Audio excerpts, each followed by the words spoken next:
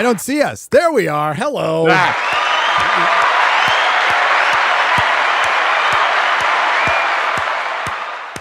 I was messing with the mouse before the show started, and I'm like, "Woo! You can see the chat on OBS now." And I was like, "Oh, look at that!" And I forgot that X-Ray Girl needed to. I'm trying to do things, and he's like doing things. We're fighting. You're still on your camera mic. Wrong X-Ray microphone. Girl. Wrong microphone. I'm sorry. That changed. What changed? What changed? Hi, welcome to Real BBC. Bagging, boarding, and chatting. And I've got some comic books for you. Actually, today I'm going to show a little racist covers. Nice. And we're going to do Marvel graphic novels today. Marvel graphic novels, starting with the death of Captain Marvel. Oh. These were brilliant. I've got a stack of, I think, a complete run right next to me. Also, Lynn Jones sent me a copy of that. oh, she did? Lovely Lynn Jones, yeah. Lynn. Have you Lynn. have you seen these, the magnetic?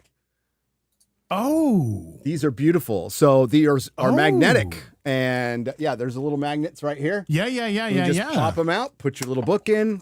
Ooh, so you can put your favorites. You can put your favorites. And switch them out, and they have current. And, oh, dude, send me the link for where I can get myself. I will. They were selling at Comic-Con. Talked the guy up.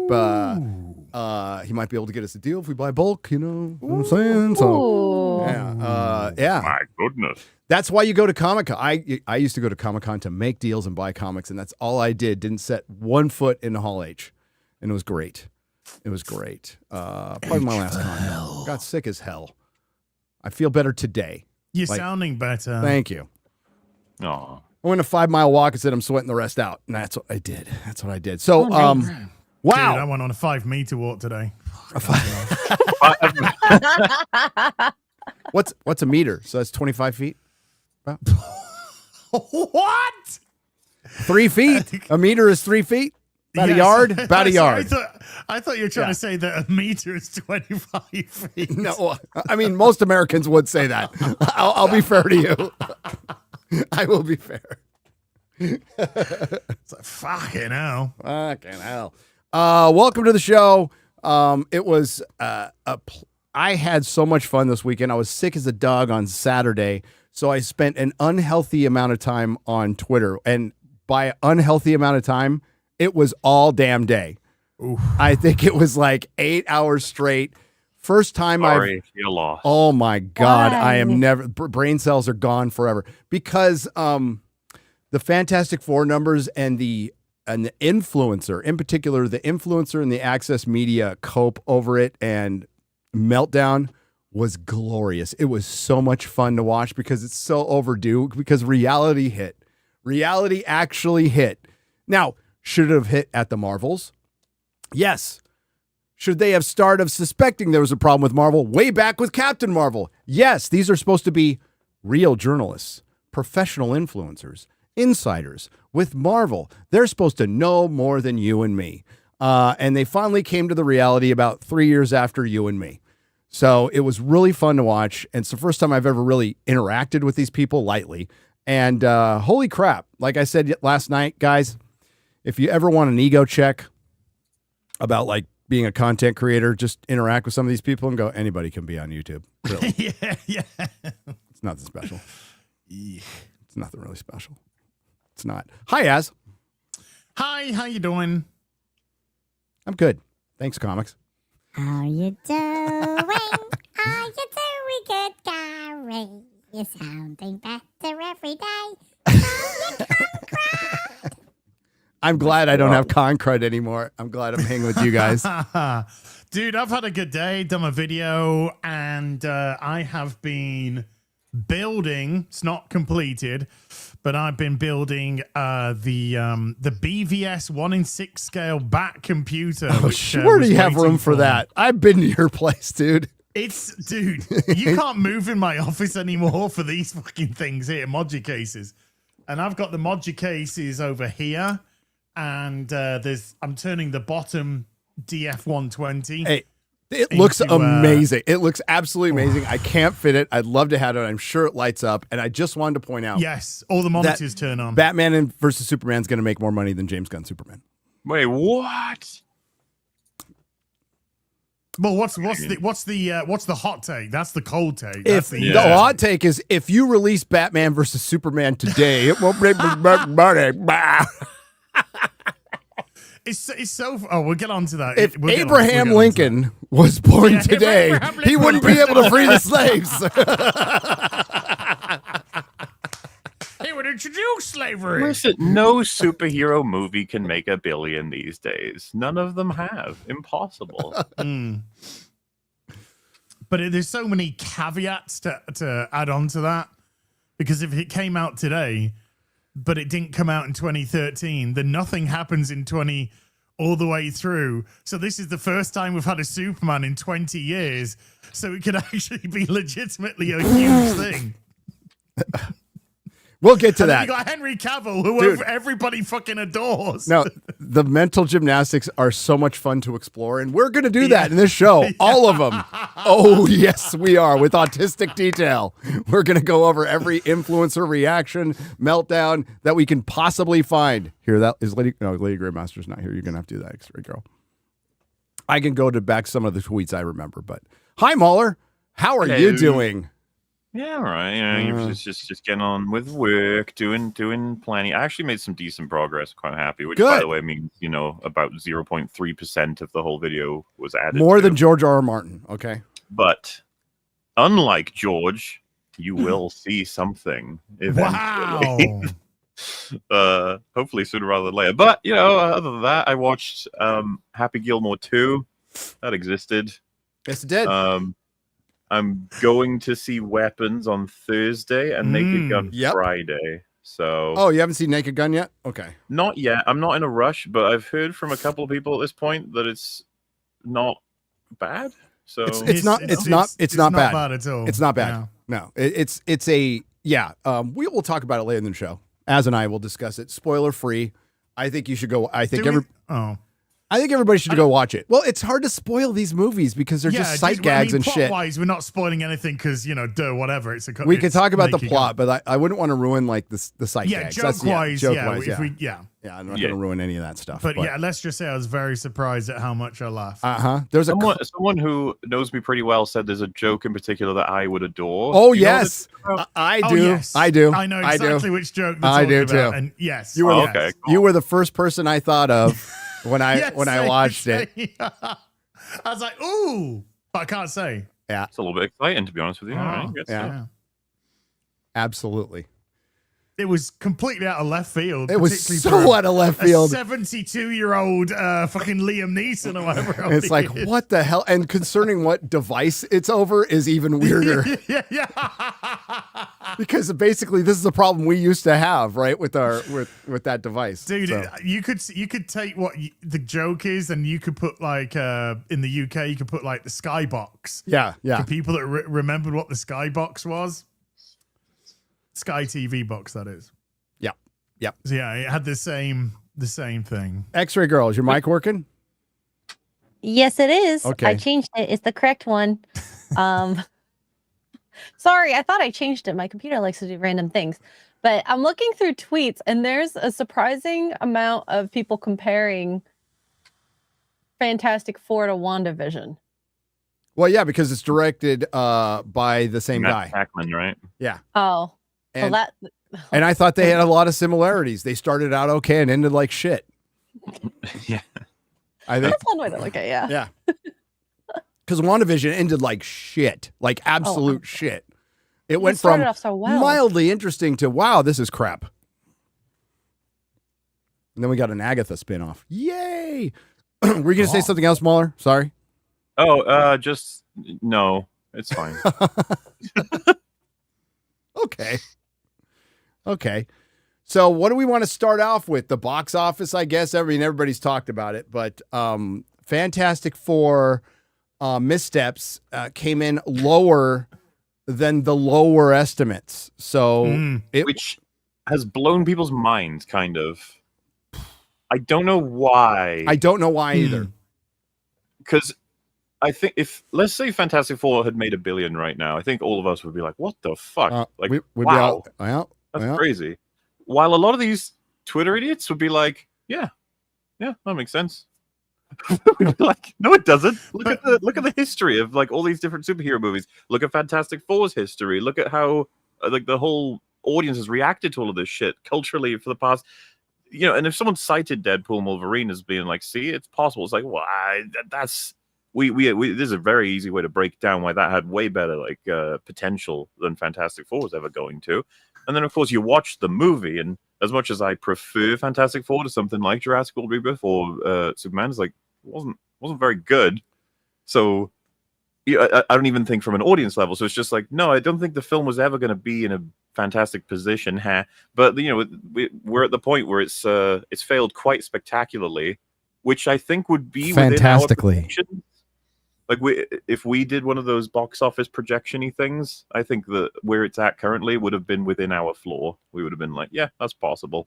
It's pretty much where we've all had these discussions on FNT. They've had it on Geeks and Gamers Daily. All the streams have all basically said dinosaurs are going to win. Yes. Superman's going to come in second. And Fantastic Four is going to come in third. And with all our somewhere around there, right? And then we said 800, 900 million for the dinosaurs. I was saying 650, maybe 7 for Superman. Looks like that's where. And I've been wrong on most of my box office predictions this year, by the way. I'm wrong all the fucking time. And I said 550, 650 for Fantastic Four. A little bit less than Superman. It's going to be a lot less now. So I was wrong on Fantastic Four, but everybody predicted that. So if anybody's out there going, I called it, it's like, stop. Everybody called it. Also, what's funny about that statement too, right? Except for the Twitter. Dinos, so sorry, except for the influencers. The dinos definitely ate up Superman and Fantastic Four. Like you can argue they're the winners, but I still don't think they did as well as the studio would have liked. And about all three. It's coming in what? It's so far 270 million below Dominion. Yep. Which did just crawled over $1 billion. So I'm sure that they were hoping. I think they were hoping for around 850. I think so. Yeah, that's probably a good shout, especially with the budget differences. And particularly with budget. But it came in at a 180 budget, so this film is already profitable regardless. Oh, for sure, it is. And despite ScarJo being the most bankable actor on the planet, according to the Access Media. Biggest grossing actor ever. Because everyone came. It was a step down, and I think they understood it. It's the 7th fucking dinosaur movie, and we are many from the good one. We are many years, many decades from the good one. But it's a dumb look who won the family war.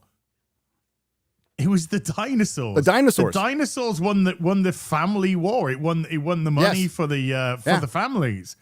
And Fantastic Four, which pushed itself as a family film, worst. And I think Superman was just such a fucking mess of a movie. I don't know if some kids I'm sure will love it because of crypto, but other kids are going to be like, what? What? But I mean, I've seen a lot of fucking movies in my time with dogs that appeal to the audience, and I don't think crypto does that very well.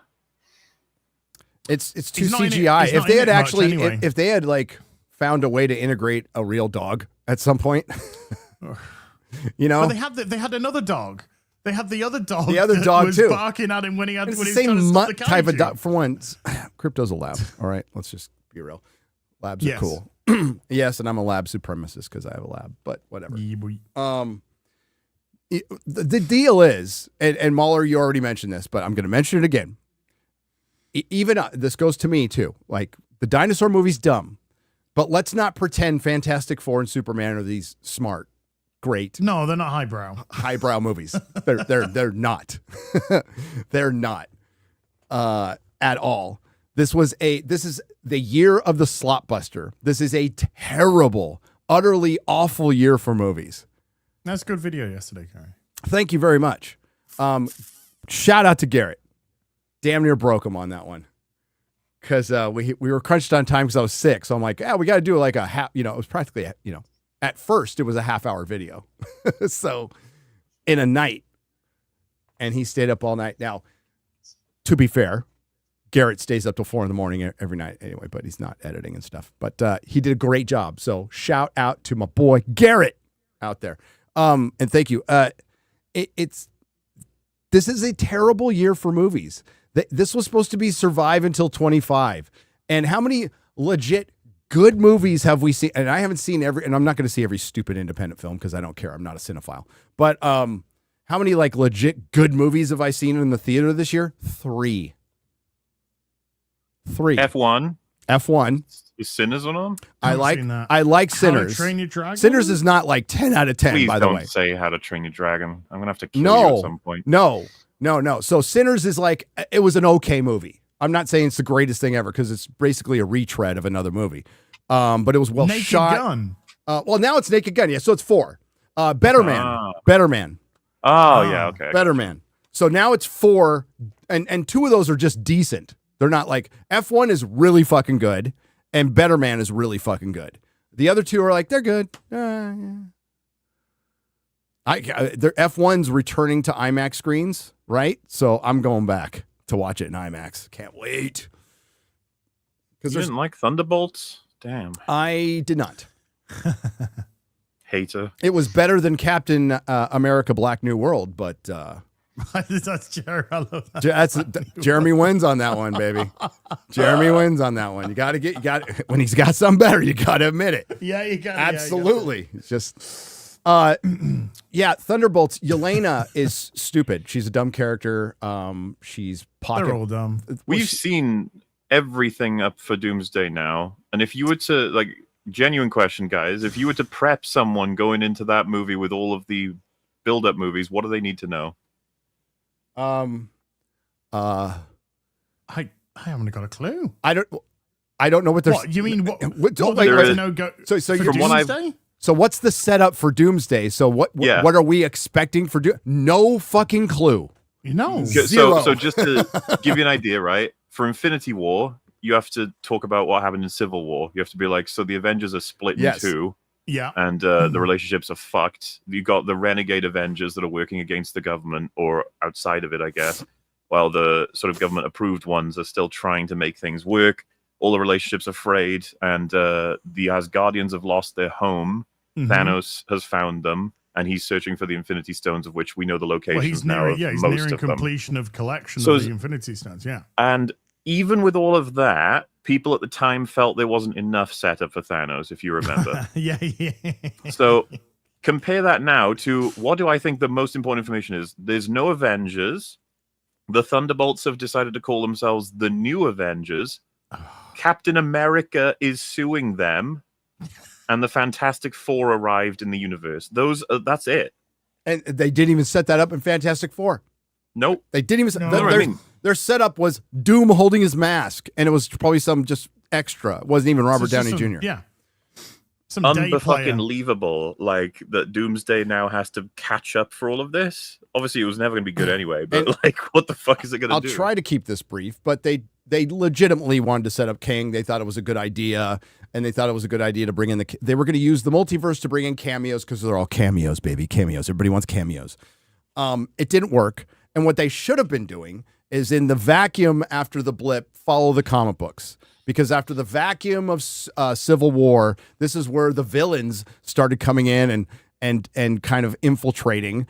And you could have used this to further split Earth or what's going on. You could have used the Skrulls invading, Galactus coming, Mephisto being behind it. This would all be fucking rad, except we put Mephisto and Ironheart. The Skrulls were wasted on some trans allegory in a fucking TV show to make Nick Fury more of a pussy. It's so easy. It was mapped out there. You had like 3, and it would have really been a great moment to rebuild the Avengers, rebuild what you have left, find a way to bring Cap back, find a way to bring Iron Man back, and, culminate in these last 2 Avengers movies where they're obviously going to have to reboot at some point. It's insane that there are still people higher ups in Marvel Studios that are going to be sitting down being like, what went wrong, guys? Where did it go wrong? What's happening? How did this happen? When My Time to Shine Hello said, "What's going on with Marvel?" on Twitter, I could not fucking. I'm like, dude, when there was a post that said like, "Oh, Multiverse of Madness and Quantumania, they're the reason the MCU's failing." It's like they're symptoms, bro. They're like after things are falling apart. I'm glad they're recognizing that now that they're symptoms, MauLer. But I seem to recall you and I not liking that movie and getting a lot of fucking hate for it at the time. Going, shit. this thing completely fucks. Same with Loki, MauLer. We got a lot of heat for not liking Loki and said that thing fucked up Marvel. Interesting you chose Loki there because you could see the EFAP, which I can't remember if you guys were both on. One of you were or both of you were, but we actually called it then, like EFAP in their official way, if you want to say, is that the MCU is pretty much dead. Yes. Yeah, because I remember having a good debate with Robert Meyer Burnett on, I think it was Hot Toys at the time, and we were talking about the first episode of Loki, and I was like, this is not good. No. This is terrible. And I said, the way that they're setting up, Robert, I said, they're setting it up to be that nobody had any free will. Yep. And Robert was just like, no, they're not going to do that. And then in episode 2, they said it. They actually said it when they sat down in the fucking cafeteria Yeah, together. I remember, because that was the rumor, wasn't it? We'd found out through leaks that it was going to be they lost all their free will, and then we actually saw it. And Yeah, then Kang literally says it in the show. Yeah, and then at the final episode, he said, I've been writing everything you've been doing, I've been writing the story, and now I'm going to stop writing. And for the first time in the whole of the MCU, you are now going to have free will. Yep. Remember when the Infinity Stones were paperweights? Ha ha, ha ha, ha ha. That to me is the same as the Taika Waititi Stormtroopers can't actually aim joke. Where it's like, oh, but it's fun, and it doesn't. And it's just like, shut up, shut the fuck up. Yeah, just shut up, please, just shut up. So that's why that's one of the many reasons Fantastic Four failed, and Marvel has brand damage. Marvel has been eroded for over half a decade now, kids. It's been, sorry to call you kids, adults. 6 years since Endgame. 6 fucking years since Endgame. Hey, and what was the first film of Phase 4? Not Quantumania was 5. Yeah. Black Widow. Black Widow. Yeah. A film. I think a lot of people have no. terrible that was. Does WandaVision start Phase 4? No. Film. I'm talking about film. Yeah. Movie. The movie. The first the end movie of was 3 is Far From Home. Beginning of Phase 4 is the TV shows, I think. Yeah, because Spider-Man Home No Way Coming, Here He Comes, the second one, I can't remember the fucking name. That was still part of Far From Home. Far From Home. That was not Phase 4. That was still Phase 3. Yeah. It's kind of like an epilogue. So WandaVision officially started out. Yeah, I said movie. Yeah, but you said movie. Not too. So the first movie was a prequel. Yeah. Of a dead character. That was 2 phases too late. That was 2 phases too late. And had the wrong, and should have been a everyone on Earth was saying, and this is before the movie came out, is there should be a Black Widow movie. It should be a rated R Marvel movie. She should be a femme fatale. It should be bloody as hell, and the budget should be $40 million. And it would have been profitable. Be Hawkeye hunting her down. And Hawkeye hunting her down. Yes. All of this would have been great there in Budapest. It would have been great. Or could have had the, let's hold our horses, but could have had the potential to be really, really good. But nope. Yes. We need female Mengele, who they blame the man for when the scientist herself manipulated and enslaved all the women. They're all monsters, to be fair. They're all like some monsters. people say, like, Alexi's awesome. It's like, Alexi's a fucker. He trafficked children. He's a piece of shit. Piece of shit. They should all die. I'm not saying the people in the prison should have lived, but they killed everybody in the prison, including some doggos and some innocent guards. That should have been a sign, and it was all crap from there. Shang-Chi wasn't a good movie. It's a terrible movie. No. It's an awful movie. Eternals should have never happened. A movie they admittedly went forward with because people weren't familiar with the characters and they could race and gender swap and make them gay. That is a quote from a Marvel producer. I'm paraphrasing, but that's what they said. They're going to bring in the Eternals. And let's fast forward to today, guys. They're showing all this love to Jack Kirby. It's like, oh, we love Jack Kirby. Look at us. We finally gave him a little. We finally gave him a quote at the end of Fantastic Four. Where in the fuck was your love for Jack Kirby with the Eternals? The most Jack Kirby thing ever made. Yeah, well, that in the fourth. The film wasn't. The film wasn't, but the comic is. The comic is just pure Jack Kirby. Like it's they're full of shit. They've always been full of shit. And these successes have not been successes. Shang-Chi did not make money. As a matter of fact, we can go back in time when they had to write down that the quarter that those two Marvel movies came out, they wrote down a loss of $65 million. Don't you have a moment of just like you staring into the abyss when you remember the exact same conversation for Shang-Chi? All those tweets that are like, "Hi, you fucking losers! It's made a crazy amount of money, amazing." And as you said, like, "Where's the sequel?" Yeah, what's going on? Oh, remember when the actor called us out? Yep, on Instagram. Simu Liu called us out. Blocked me on Twitter. Call us out. It's not a flop. See, it's not a flop. And then since then, it's been cricket. And how many times has Simu Liu appeared since Shang-Chi? Right. Oh, right. Was he even in a post-credit scene? He hasn't been, has he? No. He hasn't even had a cameo. No. Has he not had a post-credit? Nope. I don't think so. I thought it was a post-credit. And oh my god. No. No. Was he not? No, he's in some. He shows up in some animated shit like What If or whatever. Oh, no, fuck What that. If? Fuck Yeah, that he's probably in nonsense. that. No, live action. Nothing. Then there's the Eternals, and then he's going to appear in Doomsday. And remember, sorry to recap this, but oh my god, it was COVID. That's why those movies didn't do well. And then then a month and a half later, Spider-Man: No Way Home makes $2 billion. Yep. It cured COVID. Everyone, that was the day COVID stopped, I guess. Yeah. The day COVID took a day off. Tobey Maguire, Andrew Garfield cured COVID overnight. COVID? Are you going to kill anyone today? No, I don't think I will. Okay. And hey, by the way, what's happened to that thing? What? COVID, eh? Seems to have vanished into the thin air just where it came from. There's plenty of masks. If you go to California, bro. Oh, California's not a real place, dude. There was masks in your country, too. I saw some a couple years ago. Yeah, in London. Just to cover up the identity of the stabbers. No, you go to Cali, man. There's still plenty of masks. It's embarrassing. But that's. I mean, it's. In other words, this shouldn't be a surprise to anybody. We have seen this coming forever.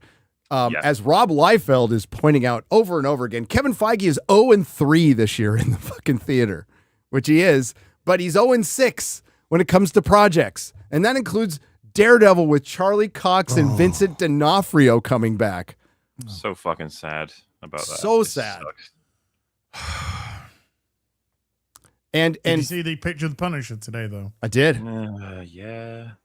I mean, it's just a small mercy. It's just a small, tiny mercy. What? He's got the skull. That he's got the skull. Because that was in question. That was the first. That's where we're at, guys. I know. Thank you. Yes, point that out. Go ahead and point that out. The bar is so fucking low. We're like, ooh, we at least got a skull.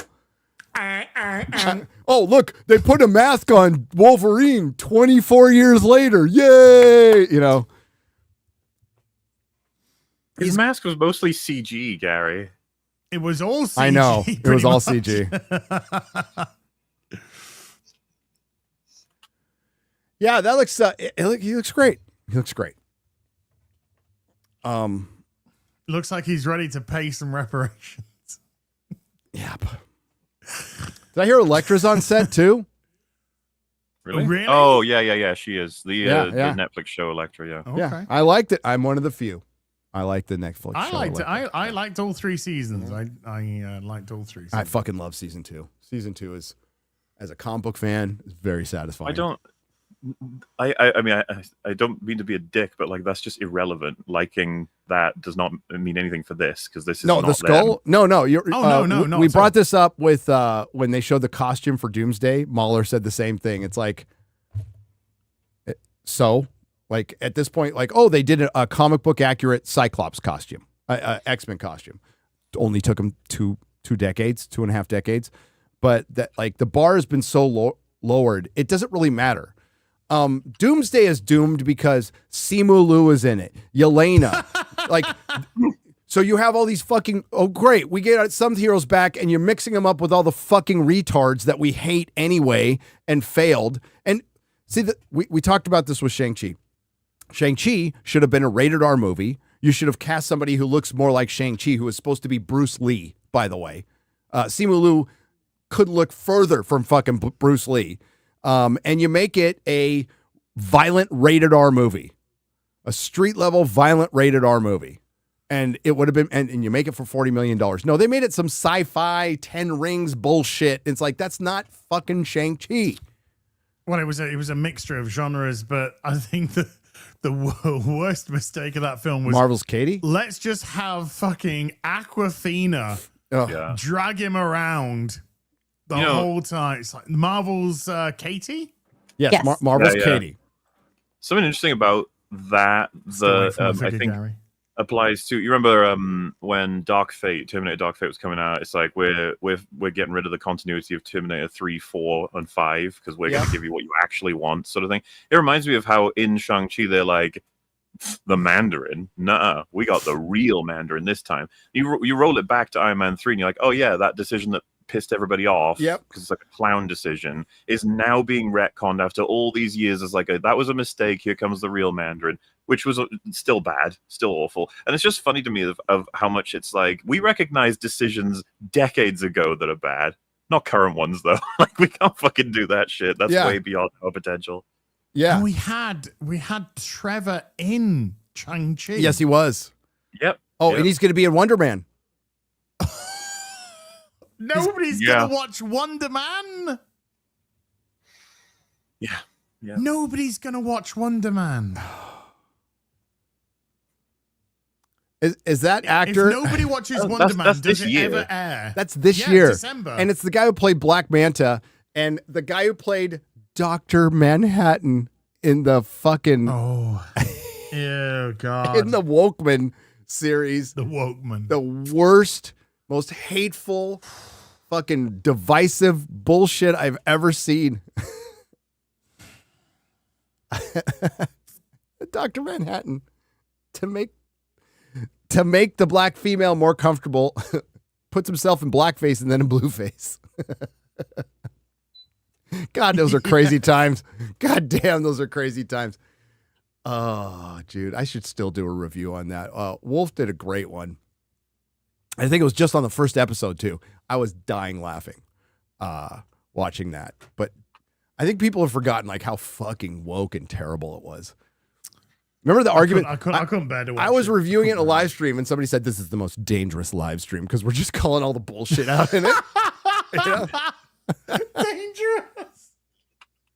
Dude. Were you a threat to the democracy, Gary? Oh, God. It's a threat to our democracy, this stream. My favorite part is in the beginning of the first episode, a World War I veteran. Okay, it's the Tulsa Massacre, which turns out to be a bad guy doing it. So they take a real life thing and they have some bad guy manipulate it. But so the World War I vet is running from the massacre, and he's got his wife and his baby. Hands his rifle to his wife and takes the baby and lets her lead. I'm like, get the fuck out of here! Oh my God. He was in the trenches, but here you go, honey. Give me that gun, you little pussy bitch. Oh my God.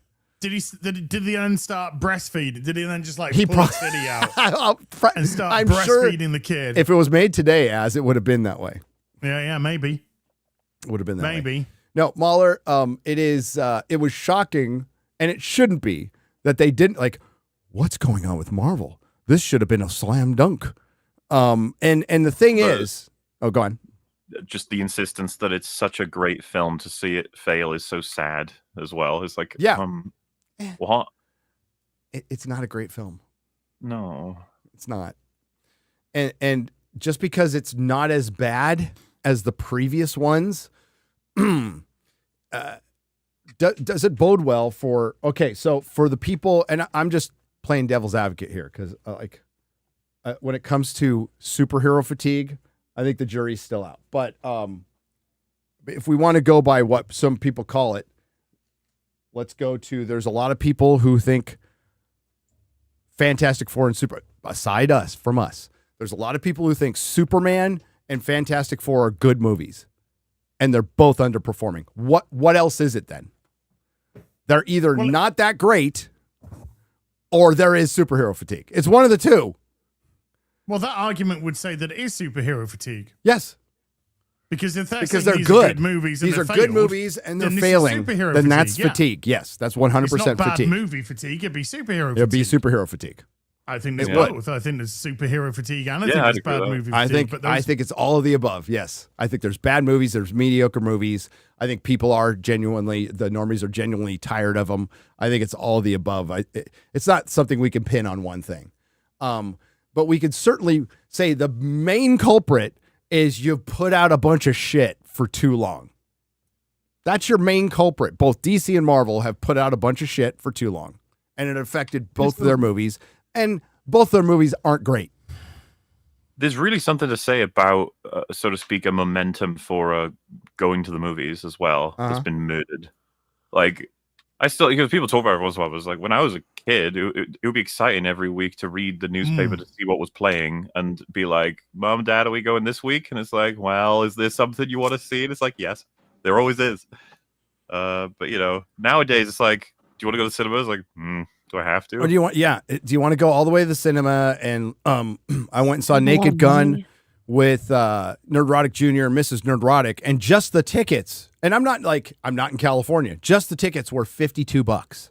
So if we got a couple of drinks, some snacks, that would have made it minimum a $75 to $80 trip for Naked Gun. And like, I know it sounds a bit like obvious, but it's just the more you go and the more fun you have and the more movies that are good that you see, the more that you'll generally want to go again. Because it creates value, MauLer. Value for your dollar. Hollywood has not provided value for your dollar. So it is indicative of an overall Hollywood problem. I agree with you. If I wasn't doing YouTube, I wouldn't see 95% of these films. I would have gone to have seen Superman on my own volition. I wouldn't have gone to Jurassic World. I would not have gone to Jurassic Probably not, World. no. Yeah. I would not have gone to half of the films that I wouldn't have gone to Thunderbolts. I wouldn't have gone to Black New World. I wouldn't have gone to What about F4? I'd have gone F. I wouldn't have gone. I think I'd have still F4 seen them all. is I'd have still seen them all. That wouldn't have changed. It's a potential no because of just Marvel, just being done with Marvel. So I wouldn't even have that mindset of, oh, well, there's this one coming. I wouldn't have even been there. It would have just been like, oh, it's the next Marvel. slap, so I wouldn't why have seen bother? Snow White. I wouldn't have seen Little Mermaid. I wouldn't have seen How to Train Your Dragon. I wouldn't have. You know? Yeah, I wouldn't have seen that No. either. Probably not. Those are streaming movies. But if anything. when I went, I took some kid. Like we were with some nieces and kids and stuff. So That sentence sounded a bit awkward. I was like that. I took some kids. I took some kids in my van. Threaten them. Here, kids, you want to go see a movie? kitty. Oh God, not a So I think the only two films this year that I would have gone to is Mission Impossible and Superman. You wouldn't have gone to F1? I haven't even seen F1. You haven't seen F1? No. Dude. I have to see F1. Dude, Oh my god. you have to go to F1. I It's hear really it's good. the F1 film for Americans, but It if is. you like F1, which I do, it's going to be infuriating for you. Watch it. It's fun. It's good. It's fun. We got Lewis Hamilton in current day talking about at 40 how he's getting old, and then we've got a 61-year-old Brad Pitt. It's not real. It's not real. the advertising on the cars are real. Yes, Surprisingly. there is. Isn't it just meant to be an advert to try and promote F1 in America anyway? Oh, you better fucking make your sport a little more exciting. That's all I gotta say. We like a little. That's we like. not just in my sport. I ain't got fuck all to do with it. You're fucking European. Your sport, buddy. Make it more exciting. Wow. Americans ain't We're got all time. earthlings. We don't watch fucking cricket. Okay, we don't. Oh, that's amazing. Your What are fucking you talking soccer. Your little Football. soccer. No, you even watch football. You watch the real football. I You're- watch American football. Yes, I watch you- Gridiron. It's called football. I National watch Football Gridiron League. and I You're rooting for the There fucking. again, I'm not too sure that I do because And you're rooting for the fucking Patriots. Patriots. Patriots are on the slides Root right for now. the fucking Patriots. Good God. Since 1986, Gary. Since they lost badly to Chicago in the Super Bowl. Chicago in the Super Bowl. Yes. Fine, yes. They got absolutely thumped. I remember Steve Grogan. Remember Steve Grogan? Oh, yeah. Yeah. Steve Grogan. Yeah. Had a big skinny guy. Always got fucking hurt because he was a big skinny guy. So yes, back to like Hollywood's got a problem, and now they have a bigger problem because I did this video a long time ago, like 2 years ago, where they were doing an autopsy on the strike, and they were like, "Well, what do we got coming up?" Well, we got the superhero genre. And I'm paraphrasing what this box office analyst said, but he's all, we have the superhero genre, but that's pretty much dying out. But until something better comes along, that's all we got. That's their innovation. That's their Your innovation. That's terrible. That's fucking terrible. And it's streaming is kicking their ass. They're going to be able to outspend every legacy studio imaginable, and they're going to spend them out of existence at some point. And he's spending 180 million pounds. Paramount's being taken over today, and the announcements they're making are stupid. They're fucking stupid. Skydance is like Skydance should be coming in and go, Star Trek gone. You know, we're keeping Taylor Sheridan. We're gonna cut all these things. They're no, we're gonna keep Star Trek. We're gonna get dude. Some nepo baby took over a studio. What the fuck is that? Must be listening to an ads video that's just started playing for no reason on my phone. Jesus Christ. I was like, that sounds familiar. So, fuck. It's because CBS is still going to run itself, so it looks like they're going to keep Star Trek around, and that tells you all you need to know about Paramount. Dude, did I see Clownfish? Clownfish did a video yesterday going, the Starfleet Academy's already been cancelled and it hasn't even come out yet. I don't know if that's true because I also saw reports that they're starting to film season 2. Imagine they film season 2 and cancel it. So, well, the thing is, they did give Strange New Worlds 2 more seasons and canceled it. So they might have given Star Trek Academy 2 seasons and canceled it, and maybe they get rid of Kurtzman. I don't know. It's too late. Like, you can't. You get rid of Kurtzman and you start another Star Trek. Where do you even start? Like what do you do? There was somebody who knows Star Trek. Well, first you come out and say everything Kurtzman did does not fucking count. So that would piss off all the actors from the old Star Trek that came out. Tough. That were part. I know. It's not a matter of how I feel. This is what would happen. It's the reality. It will piss all them off. So you'd have to start anew, which is fine. I'm fine. But who do you fucking start it with? Who do you get? Like, the damage is done. Find people who like Star Trek. That's gonna be it'd be like fixing Star Wars. Okay, so we're going to erase the Disney trilogy from canon. Well, can you erase everything Mark Hamill said over the last 5 years? I can't. Can we unsee that Luke Skywalker, and he's too old now. He's not going to come back. So, like, what do you do? Even if you do erase it, what the fuck do you do? Well, you start afresh. You completely. But people will not separate that. So Star Wars fans will like that. You and I would like that. The normies are not going to know the difference. Is anyone even watching? Does anyone even know, though, that Star Trek is still existing on these streaming platforms, for goodness sake? Star Trek is needs to be on TV. It's completely insignificant. It used to matter. Just Star Trek doesn't matter. Seasons of the Equalizer. For goodness sake, it needs to be back on TV, and it needs to be taken seriously. Not this fucking emotional, fucking touchy feely women fucking slop garbage crap. Star Trek's Starfleet Academy is going to be the Ncuti Gatwa era of Star Trek, where we go, man, that female doctor sucked. That ruined Doctor Who. Couldn't possibly get any worse. Do you love how fucking blended and out of control Doctor Who is that we don't even know what Billie Piper's role is? Oh, she doesn't. Nobody does. She doesn't. Well, that's what I'm saying. Like, not even Russell T knows. It's like, this is pathetic, guys. So the whole reason for it, I mean, I'm stating the obvious. You guys already know this. So they didn't know they were going to get canceled until right up until the last minute. By the way, they're canceled. They're done. So last minute they get Billy Piper to come in so Russell T Davies can basically put an end to his era with somebody he started it with. That was the only reason for it. She's not a fucking doctor. They never gave it any thought. It was just, basically, that's all, folks. That's all it was. That's all it was. And now it's in shambles. The BBC is going to try to get something off the ground, but they ain't got the money for it. Do you want to? Who's listening to something now? Not me. Not me. Are you? No. Wait, I ain't. Maybe I am personally. Oh, X-ray? was it you? My mic was muted the entire time. And I definitely heard that. Did you hear it, chat? I heard that.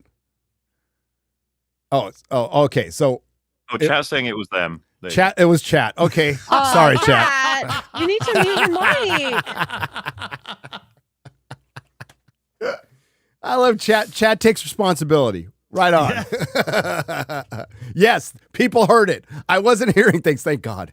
I don't really care who it was. I just want to make sure I wasn't hearing things. Let's go to you are. let's go to some tweets, shall we? Well, let's look at the box office, I guess, real quick. Go to By the Numbers, X-Ray Girl.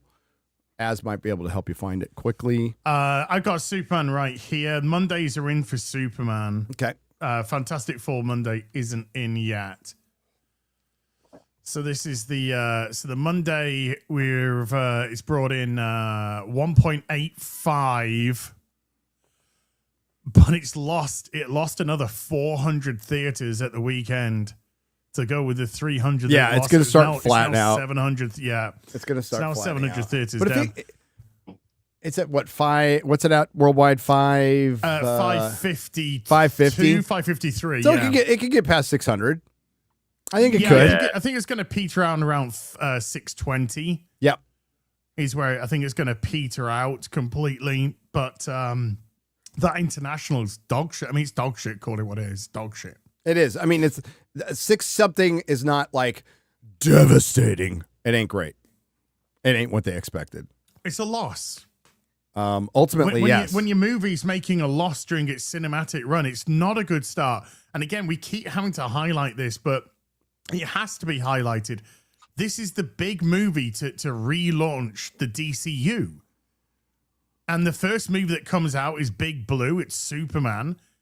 And it's going to end its theatrical run losing money.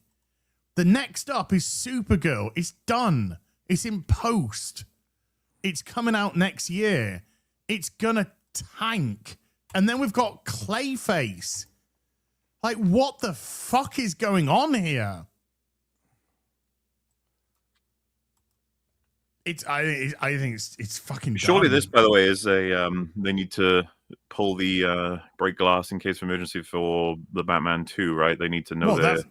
Well, I don't think it's even that. I think we're seeing break glass and James Gunn's looking to cast a Batman now. I don't know. That seems to me like is he desperate? Is he flailing? Because like obviously from Warner Brothers' perspective, don't you want to now test how strong the Reeves stuff is before you boot him? Dude, Kevin Feige's trying to fucking get Batman for the Marvel Cinematic Universe right now. They're all fucking breaking glass probably. X-Ray Girl. Disconnect from Team Viewer. Oh, is that what you're hearing? No, it's my mouse is completely frozen. Oh. Yeah. I think of course they've got to give Gunn an opportunity, but I'm saying that when your next 2 films or the next 2 out of 3 films are Supergirl and Clayface, I think you're on a highway to nowhere. Regardless of what you know, Supergirl's going to lose a fucking shitload of money. The Superman 2025 like obsessed are going to be hit with some harsh realities for Supergirl's box office. Yes. And Crypto is going to be all over that film.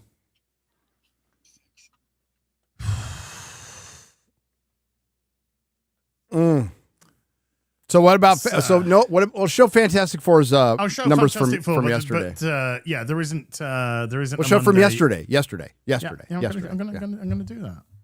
I don't give a shit about the Mondays. Which is, So you know what? 67.5. So what's surprising here is it's trailing internationally too. Yes. Not as bad as Superman. Not as bad, but it's still trailing. It it's should still be trailing, as yeah. much, if not a little more. It should be more. Should be a So, little bit more. That's a problem.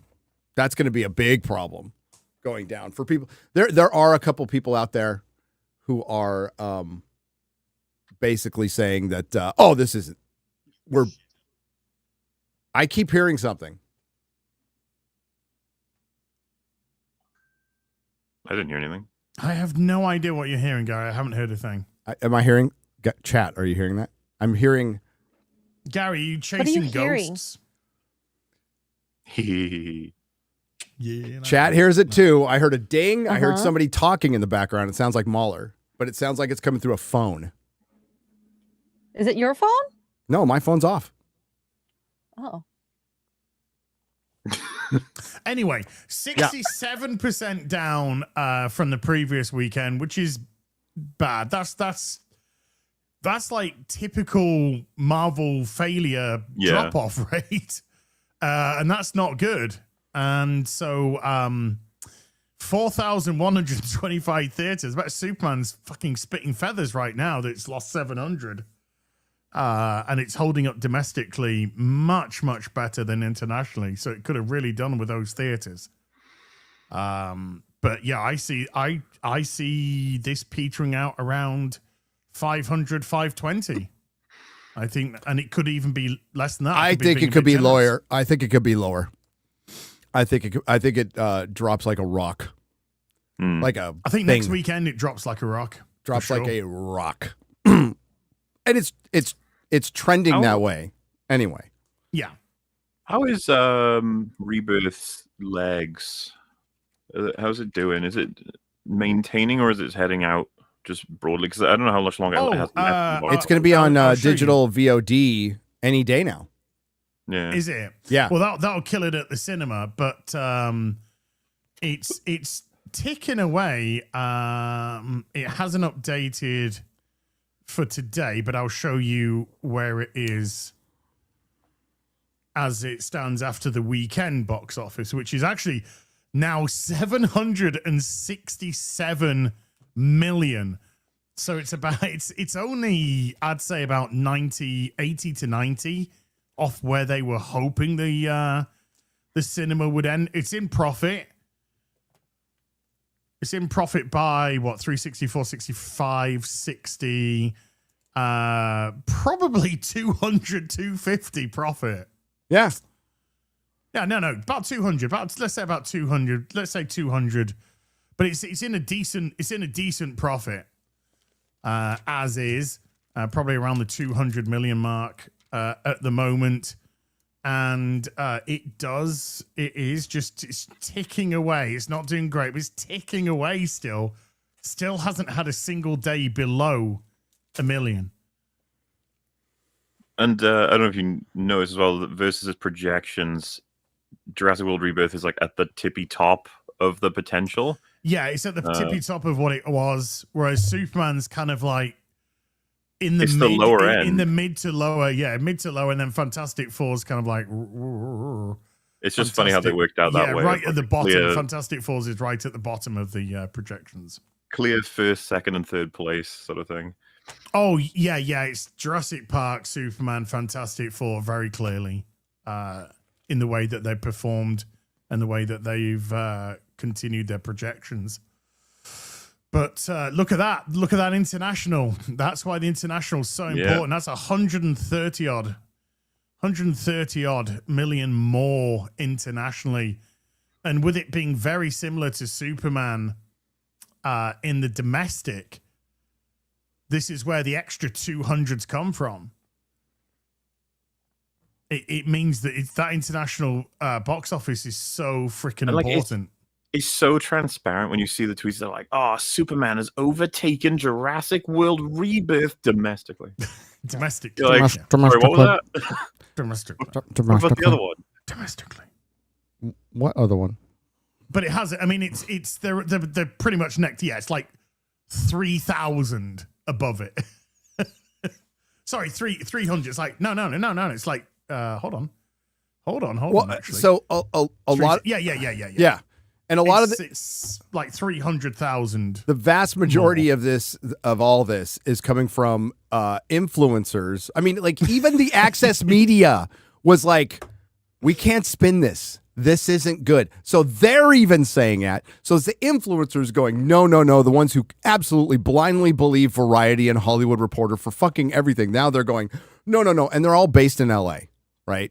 So they're all based in LA. They're all part of the industry. They're all there for the home field. I talked about it yesterday. They all go see every movie at the AMC Burbank, which gives you a skewed point of view because that's one of the most crowded theaters in America, surrounded by cinephiles, people who work in the industry, people who want to work in the industry, former actors, current actors, wannabe actors, like everybody who loves movies is there. It's the highest concentration. You also get higher concentration in entertainment areas like Anaheim, that's near Disneyland, or Orlando. So you'll get a higher concentration of people going to the movies who are into entertainment. But the rest of the world is like, it was a shit year. This was a shit month.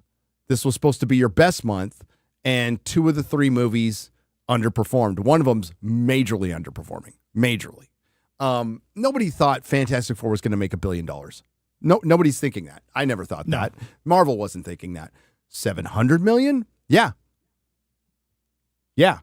500 million, 525, that's bad. That's horrifically bad because this is the Fantastic Four. And Kevin Feige himself on the runway said how important it is. So you can't have some analyst go, well, it's just a lead into Doomsday. No, it wasn't. This was supposed to be a phase 1-ish movie. This was them dialing back and doing a singular origin story and introducing a new villain. And it didn't do well at all. And why didn't do it well? Well, we can talk about its release close to Superman. I doubt that makes a difference at all, to be honest with you. I think this movie performs pretty much the same wherever the fuck you put it.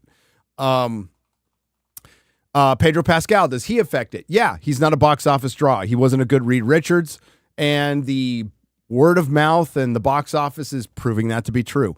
Should you have shown Kirby a little more respect and taken Razorfist pointed out, and he's not wrong. I love the Fantastic Four, but the Silver Surfer is a cooler character. Silver Surfer is one of the coolest characters Marvel has, period. And you gender swapped. So you gender swapped like a top 10 character, arguably a top 5 character with a lot of people. And that has repercussions. It does. And then within the movie, we could talk about the story. They nerf Galactus at the end, and they do an MCU ending. And people are far more aware of the MCU than they were 2 or 3 years ago. And they say, and they hear about that. And then there's people who just they're out. They're like, I'm out. And that could be how Disney has acted over the last couple of years, getting involved in personal politics. Iger, listen, people don't love Iger. He doesn't have a good reputation anymore. Disney doesn't have a great reputation anymore. Marvel doesn't have a great reputation anymore. And anybody calling to fire Kevin Feige, by the way, this is the company that still employs Kathleen Kennedy, so don't look for that to happen anytime soon. Okay, so don't start your videos. Don't start your Kevin Feige's going to get fired. He ain't getting fucking fired. Okay, he's not getting fired. So has she gone though, or is she here? Kathleen, hey, we're almost at October, right? Weren't people saying October? It's fucking insane that that beam is still usable. Right. Insane. How many years old is it? 4? It was already like 6. Late to the party, if you know what I mean, in terms of a meme. Yeah, even then as a meme, it was like, this has been going on for a while. Well, that's why I made the meme, because this has been going on for a while. She's gone. No, she's running the show. No, everyone hates her. Oh, she's got the backing of everybody. It's just like, so that's why I came up with the meme. It's just getting so fucking stupid that I created that fucking meme. So yes, it was an out of date meme 4 years ago, 3 years ago, whenever it. Yeah. Now Star Wars is an out of date meme. So, out of curiosity, I asked this question, and I really am curious if the answer will change based on the next Star Wars projects coming out. But if you could press a button and axe and force the replacement of Kathleen Kennedy or Dave Filoni, which would you choose? Well, it'd have to be Kathleen Kennedy because the replacement could actually have some control. Could fire Dave over Filoni. Dave Filoni, yeah. That's true. So my logic is a little more controversial, I think. I believe that Kathleen Kennedy will be replaced by a Kathleen Kennedy clone. Yes, 100%. 100%. Meanwhile, Kathleen Kennedy, because of just how much she clearly does not give a fuck about Star Wars, can accidentally bring someone in that's good. Tony I Gilroy. wish we could re-roll. Yeah, I wish But we could re-roll Dave Filoni right now, but we're fucked with it. But I think they are working to her mantra, which is female-orientated, female-led, Yeah. female-driven. Organization reflects the worldview of its leader. All the time. Every single time. You could go, sports owners, everything. It reflects the worldview and incompetence or ability of its owner or the person who runs it. All the time. How much Filoni slop do you think you could watch before you might switch up the target, though?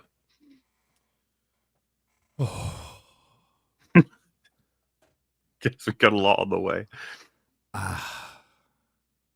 We're going to get a lot of Filoni slop. And we've already gotten it.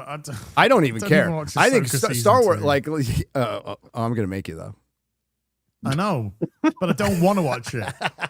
I don't gonna have to watch Wait. it, but I don't fucking want to. I've got watch a You don't watch Mandalorian and Grogu? I've got a preview of Ahsoka season 2 as Ooh.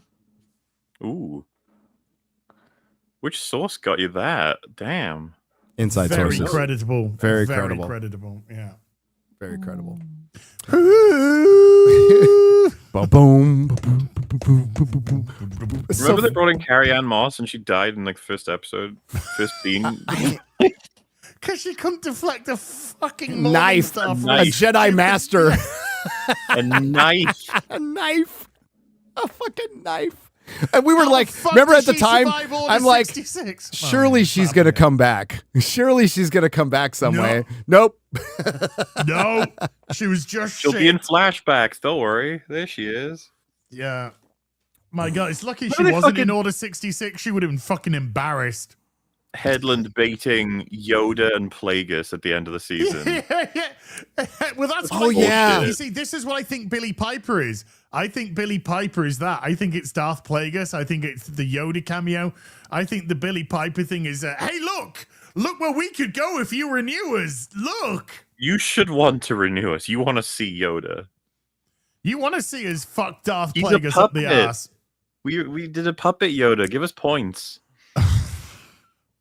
We did a back of the head puppet. Yeah. Hey, they weren't desperate enough to bring back Captain Jack Harkness at the end of Doctor Who. So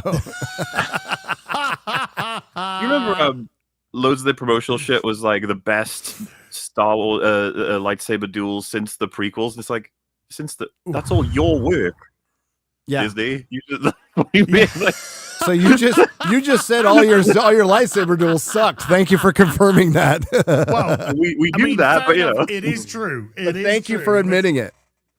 It's like that John Roca tweet where he's like, Jurassic World's beating Superman and Fantastic Four. Did he say like thrash Them. It's like, thank you for admitting Thank you. they're underperforming. Thank you. Thank you very much. Thank you. Thank you. You see, you get them mad enough, the truth. The truth comes out, baby. It's just gonna slip out. They're so mad, it's just gonna slip out. The No, truth. but yes, like nobody even talks about. We're gonna get our first Star Wars movie in almost 7 years next year. and nobody's gonna give And a there's shit. there's a 50th anniversary coming up. Remember the The Doctor year Who? after. Remember the Doctor Who 50th anniversary? They were building up to that for 2 years, dude. For two fucking years. The name of the Doctor. Oh my God, that was so good. That was so good. We didn't know how good we had it.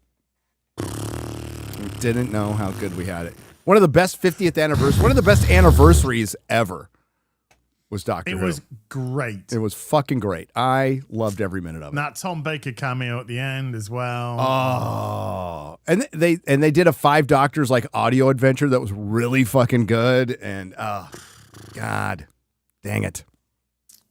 Oh well. Hey, we might get a Ryan Gosling Star Wars movie for the 50th anniversary, and they might re-release the movie. Sean Levy's directing that, right? Yes, he is. Like a Sean Levy fucking film to try and save Star Wars. Jesus. I mean, it might make money even, but it's like, oh, Star Wars. Oh, dude, it ain't gonna make money. People aren't gonna go to the cinema. Right? How well did Blade Runner 2049 do? Whatever it's called. very badly. Very badly. Very badly because it wasn't good. Right. Star Wars fans. This is right. This is Disney trying to get people to watch Star Wars who are interested in Barbie. So That's what this is. Yeah, dude. It's kind of done. They have no comprehension. Who are the No top? Who are the top comprehension. 5 directors right now? Living directors. Chris Nolan. What was that, MauLer? David Fincher. David Fincher, Like, Nolan, yeah. Tarantino. Does he count? He's not even working anymore. He's not Yeah, even he's not working. He's only working. going to do one more movie. So, and then after that, who? There's nobody like Eggers. Probably Eggers. counts. Okay, Eggers up and coming. I still see him as up and coming. He's As I've doing his own told thing. you, I'm Mangold. 50-50 on mentioning. Oh my god, damn it, man! Dial of I Destiny, mean- you fucker. How could you? But I know what you mean. I think know Mangold, what I mean. when You do Mangold, know what I mean, Mangold can do his own thing and still be good. He did one When bad he locks in, he's good. You know, Dude, Ford the other versus one I was gonna Ferrari mention was and Edgar. walked Edgar Wright away. is still, you Oh, know, I don't know. Yeah. I don't No, know. he's I down don't know in about he's Edgar down in Wright. another Yeah, tier. He's down in another. I would say up and coming Kaczynski, F1, Okay. Top Gun Maverick are pretty Yeah. really good directed, but he's not in top 5. There's no like top tier directors anymore. There's some talent coming up like Denis blah, blah, blah, blah, blah. I think he's getting I better. mean, you'd be like Spielberg, Cameron, didn't you know? But, you know. Yeah, I like how you can say James Cameron, Ridley Scott as though they're fucking dead now, even though they're not. They're just spiritually dead.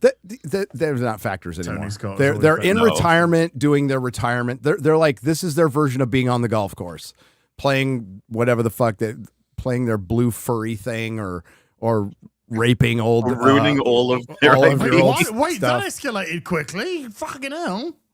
They're on the golf course raping. Everything? Everything.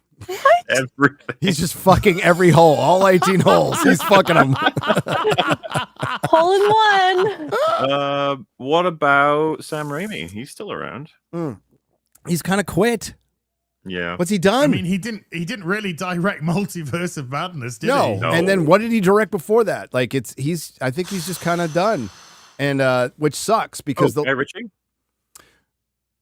Oh, Guy Ritchie for sure. nah, he's mailed in a couple of movies that I've seen that have just not been great. But I don't Mobland was disagree with fucking that, awesome. But I was gonna say I feel like Gentlemen? he's in flux right now on the is he good or great as a director. I think there's some mid-level directors, but there is no fucking The go-to Gentleman where you're. was amazing. For There fuck's used to be sake. multiple directors that would bring Yeah, people yeah, to yeah. the theater. There is one, and his name is Chris Nolan.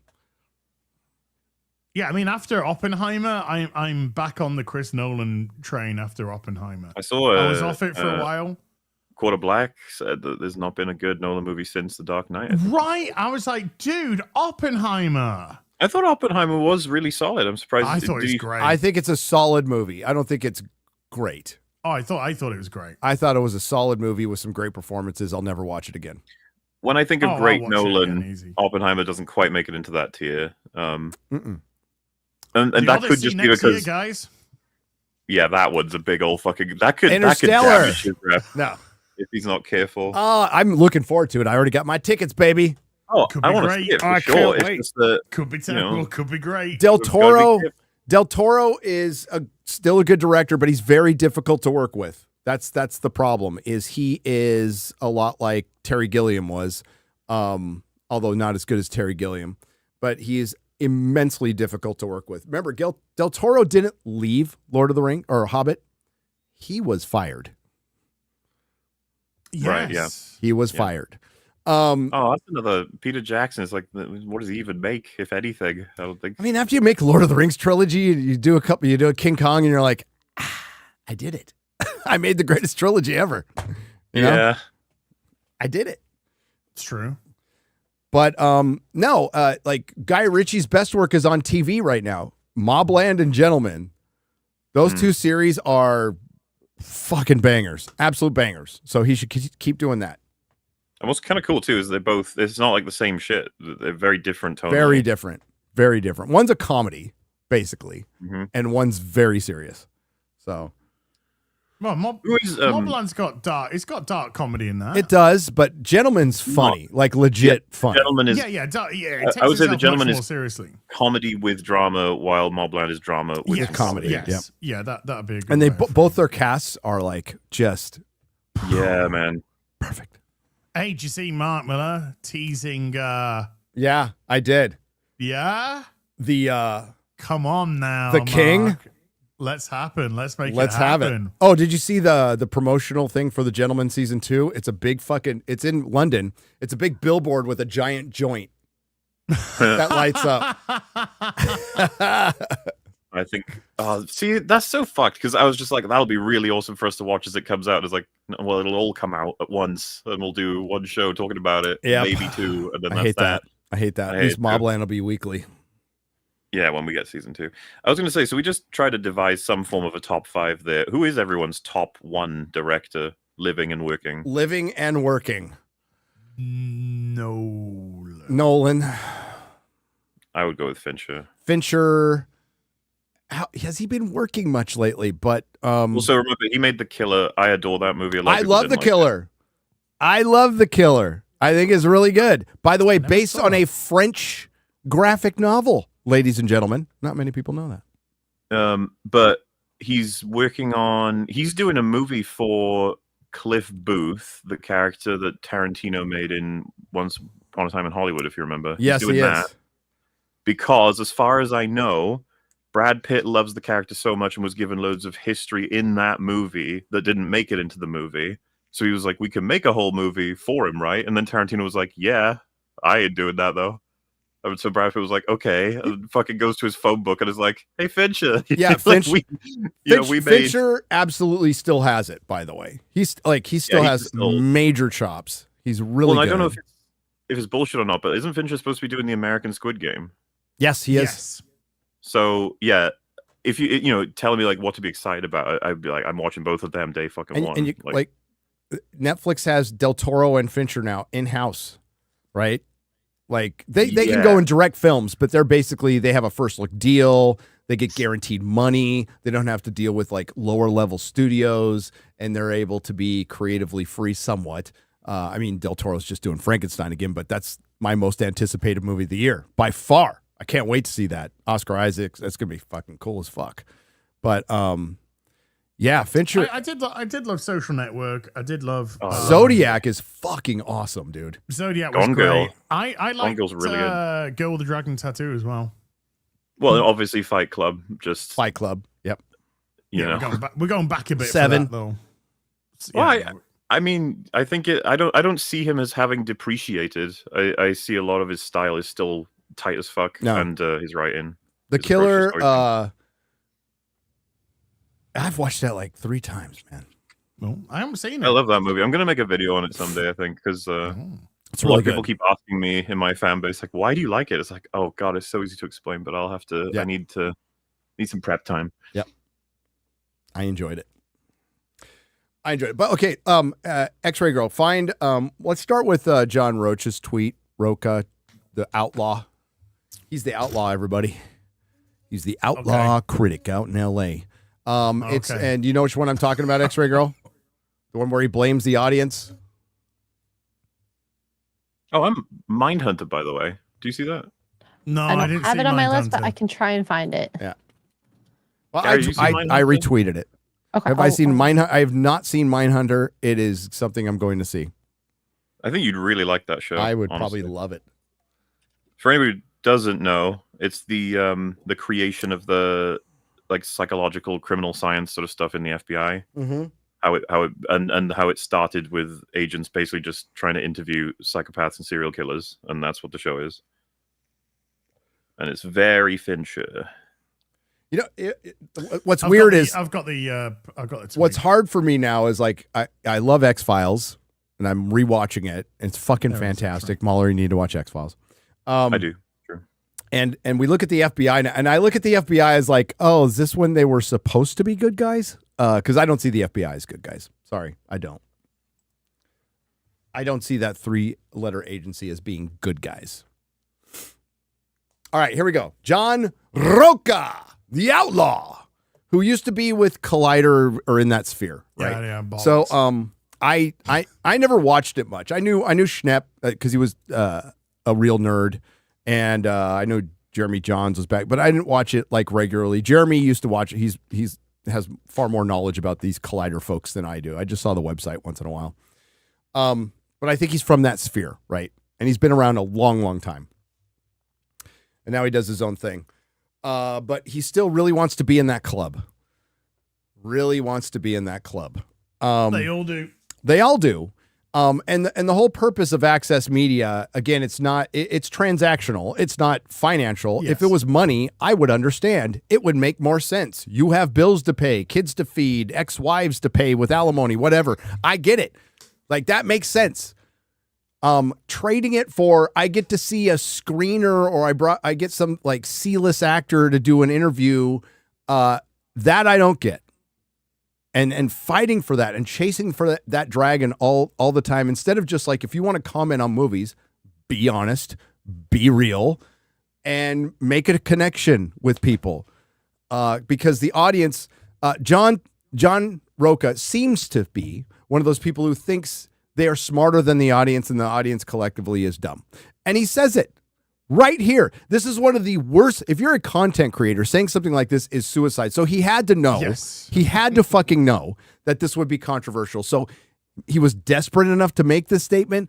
I don't know. Not fucking man enough to control his emotions a little bit over a fucking movie. I mean, just whatever. Like, but this is like the dumbest thing you can say as a content creator. Like the dumbest. Why is Superman broken so many fucking people? Well, this is Fantastic Four breaking them too. So it's both. Okay, movies. but And why? their brains have been foreshadowing breaking with every box office for all of these movies. If you remember, like every time we do this, they always go nuts. This one, though, I'll give it to you. This has been special. Superman. Oh, chat, The Game. I love. Somebody said thoughts on Fincher's The Game. For oh yeah, Michael Douglas, right? Big thumbs up on The Game. Love that movie. He's got a crazy cinematography of like those all movies that we've all mentioned. It's like completely fucking different. All so back to the statements. It's perplexing to think that he either got so emotional he posted this without thinking about it, or knew and said, "It just doesn't matter. I need attention somehow." Maybe it's a little both. I don't really care. Some people won't want to hear this. But it might be time to stop putting all the blame on studios or creatives for underperforming movies. It might be time to start looking at the intelligence level of the moviegoers.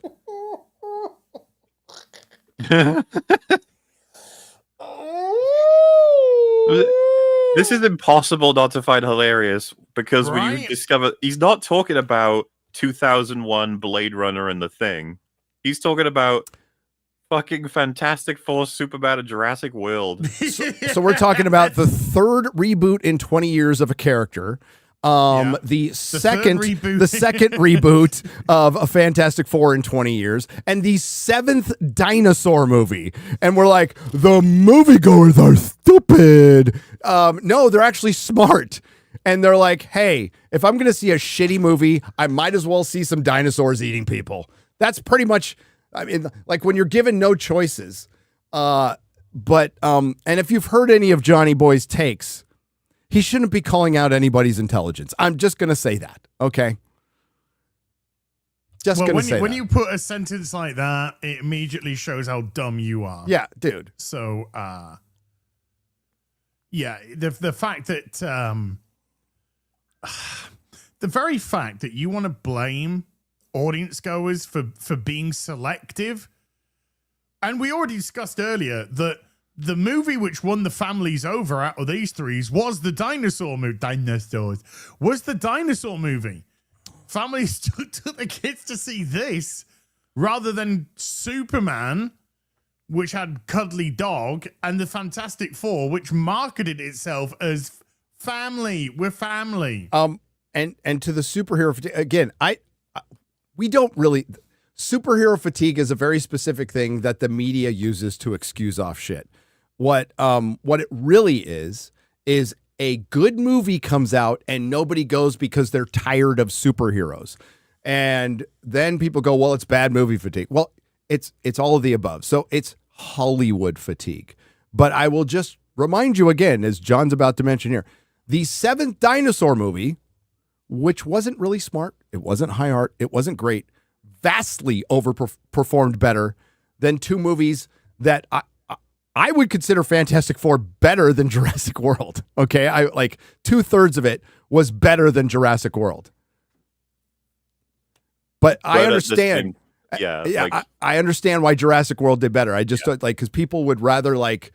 I don't know if somebody put up Kong versus Godzilla this month, I probably would have enjoyed that more. And they're dumb as fuck. They are dumb as fuck. But it's Big Kong versus Big Godzilla. Me going you know, like, dude, that clip from Friday Night Tights with the dinosaurs, I was fucking laughing my ass off. Dinosaurs go rah. Dinosaur go rah. It's true, you know. It's true. So like we all understand this. But as we deny like superhero fatigue, they just keep and we go, it's bad movie fatigue, and you're right. They keep making bad movies. So I don't know what to say. Bad movies are doing just fine. Like yes. Yeah. By the way, what number Marvel movie was Fantastic Four? 39, 40, 41? Actually, I have no idea. 30, you know, of how many Marvel projects there have been? MCU movie. I think just specifically movies. Movie. It's we're in. Oh God, I don't even know. We did that list on Friday Night Tights, and it was in the almost the 40s. The Marvels was 33. Marvels was 33. Oh, so fuck. So we're 36, 37? Yeah. Good Lord. Thunderbolts, Brave New World, and this, would that put it at 36? Or well, Deadpool, Wolverine. Oh, Deadpool, that's Wolverine. 37, yeah. 37. So 37. So 37. Even if people, even though this is set in its own bubble, you know, people are just going to see the next Marvel. A lot of people are going to see next Marvel film. I just go, oh, fuck that. Yeah, they are. I mean, that's clearly happened. That's clearly happened with the general audience. They're like, maybe I'll see it later, whatever. But they're like not feeling. And MauLer brought it up. You have to have a need. You have to really want to go to. Like the theater was a place we used to just go to. And we're like, well, we'll pick a movie. Remember those days? Yeah. Where it's like, I'm going to go to the theater, not really sure what I'm going to see yet. And I'll figure it out then. We are long past that. Now I have to have a good fucking reason to go there. That's what most people. I basically have to be fucking tortured into doing it instead. Well, you have better choices at home now. You just do. Either with your physical media or your streaming services. You know, like Christopher Nolan. Speaking of Christopher Nolan, just before he's urging people to buy physical media. Yes, and they should. Good. I am too. Good, yeah. Good man. Yeah, good man. Good man. I think he knows exactly where this road's going. You know, somebody said, "Hey, The Rock is on 4K now. I think on Prime Video, you can rent." And I'm like, "Oh shit! I'm just going to stay home and watch The Rock in 4K." One, that's wonderful news, and I'm definitely going to get it too. My brain truly did picture Dwayne Johnson when you said that. I was like, "What do you mean he's on?" I did 4K? think that too. Yeah. The Rock. Everyone, Dwayne Johnson is on home. 4K. So Dwayne Johnson's only been 1080p until now. But now he's. But I'm like, fuck, I'm going to stay at home and watch The Rock in 4K. And it's probably not even real 4K, but I'm still going to watch it. I don't care. Yeah. If a phenomenally stupid film like Jurassic World Rebirth can crush films like Superman and Fantastic Four at the box office. Crush. Did they get crushed? Yeah. I was told yesterday I was being hyperbolic by using the word craters for Fantastic Four, which I just took from Variety. But there's infighting now, isn't there? They're There turning is. on each. Yeah, They are. absolutely. They're all Bleeding Cool comes out like, calm down. Fantastic Four is not doing bad. Okay, thank you for confirming everything I said, Bleeding Cool. Yeah, whatever Bleeding Cool says, it's Bleeding the stool. opposite. Bleeding Yeah. stool. Yeah. Fucking ass cancer. Yeah, dude. It's not doing well. It's at 367 worldwide, and it is going to struggle to get another 140 Yeah, million. after a 67% drop off, which is And not which boding well what they'll for probably have next week. They'll have another 60 to 65% drop off next week, and those will continue. That's the trend. That bar you showed on By the Numbers, that little line and the bar that we all have on our YouTube videos and stuff, it's trending very badly. Trending badly. So, by the way, I was just looking into what you said about the Rock there, because I was like, when can I get it? Of course. I just found like a discussion board about the relation to its release, and it said here that recently, or recent-ishly, but Disney had said that they won't be doing any live-action Blu-ray releases, 4K releases, and that includes, so like there may be releases for, let's say, Marvel movies or new Star Wars movies, as much as I fucking want them. But this means that it's like gonna annihilate the Fox catalog. Well, see, Fox never did Blu-ray for the most part. Right. So Fox, like famously Orville came out. Dr. Phlox. No, Fox was notorious for not doing Blu-rays of their TV shows. But only the big ones. Only the big ones. So, yeah. One of the greatest remasters out there is the X-Files. The X-Files Blu-rays are beautiful. Is that worth watching them instead of the originals? Yes. Okay, cool. Yes. I mean, I asked that seriously because so many remasters tear out things from the originals. No, X-Files is right up there with Star Trek: The Next Generation as one of the greatest remasters of all time. So absolutely watch it, and they are good. They are very good. But yeah, that's I guess Fox is not going to change. Like the Orville, people always wanted the Orville on Blu-ray, and even Seth MacFarlane wanted it, and they wouldn't do it. So yeah, yep. But other people like artisanal places are going to do it. So Disney probably has this mindset of Netflix, like, well, we'll just make them watch it on Disney Plus. You know what? I'll just not watch it or rent it somewhere else. That's what I'll do. Yeah, it's pretty fucking easy. If you think that's going to drive people to Disney Plus, I think you're going to be exceedingly disappointed. They already are. That's why Disney Plus will be a part of, within 5 years, Disney Plus will just be a little category in Hulu. Yeah. That's where it's headed. Be the Disney tab. Yep. On Hulu, yeah. Put that tweet back up, please, X-Ray Girl. We were not done with that yet.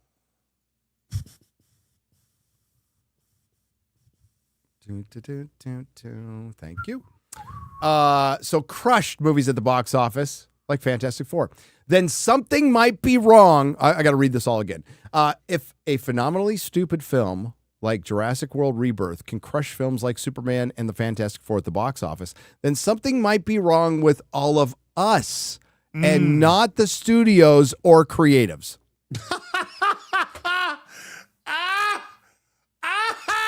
This is about. It's like the fifth time I read it. It's still dumb. 7. He's talking about Jurassic Park 7. He's talking about Marvel movie 37. And he's talking about the third reboot of fucking Superman in 20 years. Yeah. It's the audiences that are wrong. You should just eat the slop. Eat the slop. Eat the slop. Get in the pig pen. Get in the fucking pig pen and eat the slop. It is one thing. Unintelligent wankers. In that first paragraph to sort of go with the whole, like, maybe not all the blame. It's like, all right, make your case. But then to follow up with, maybe the problem was with all of us and not them. You're like, Yeah. Okay, where are you going with this? Oh, John, are you aware of what moviegoers are? They buy the tickets. They buy the popcorn buckets. They buy the snacks. They watch your channel. I don't know how much of them. I don't know how much of them after this, but they watch your channel. That they are the ones who actually pay for everything. They are the hardworking men and women of America and around the world who spend their hard-earned money on this slop, and if they say whatever slop you give me, well, at least dinosaur slop is fun, then they're right. They're 100% right. And if you sit there and you're going to blame the customers, that's usually the last act of a desperate, dying industry, influencer. That is the worst take you can make on the internet, period. Every time you start blaming the customers. When did shit start turning south for comic books? When they started blaming the customers. When did shit start turning south for Disney Star Wars? When they started making an enemy out of the fan. When did shit start turning south before fucking Rings of Power even came out? They attacked the fans. It's a losing scenario. Every single fucking time. When did shit start going wrong for Doctor Who? Well, you could also say during the Moffat run, but of course, when Jodie Whittaker was cast, what's the first thing she said? Doctor Who's always catered to the male gaze. Yep. By the way, I haven't ever watched Doctor Who, but I'm going to make a general sweeping statement about the people that watched it for the last 60 odd years. I got fuck off. Yep. You wanted the modern audience. You got it. It just came at the cost of your audience. Okay, as truly, if they had cast Sydney Sweeney as Doctor Who, would you have complained? No. No, but I don't think Sydney Sweeney would have attacked Doctor Who fans. No. That would have been fucking weird, wouldn't it, as an era? If the Sydney Sweeney's Doctor. Oh, dude, it's a female Doctor Who. The female Doctor was hot. Might have been a different story. Gary, you and I would have seen maybe MauLer. But the Moffat Doctor, what was it called? With all the doctors, the comedy skit on where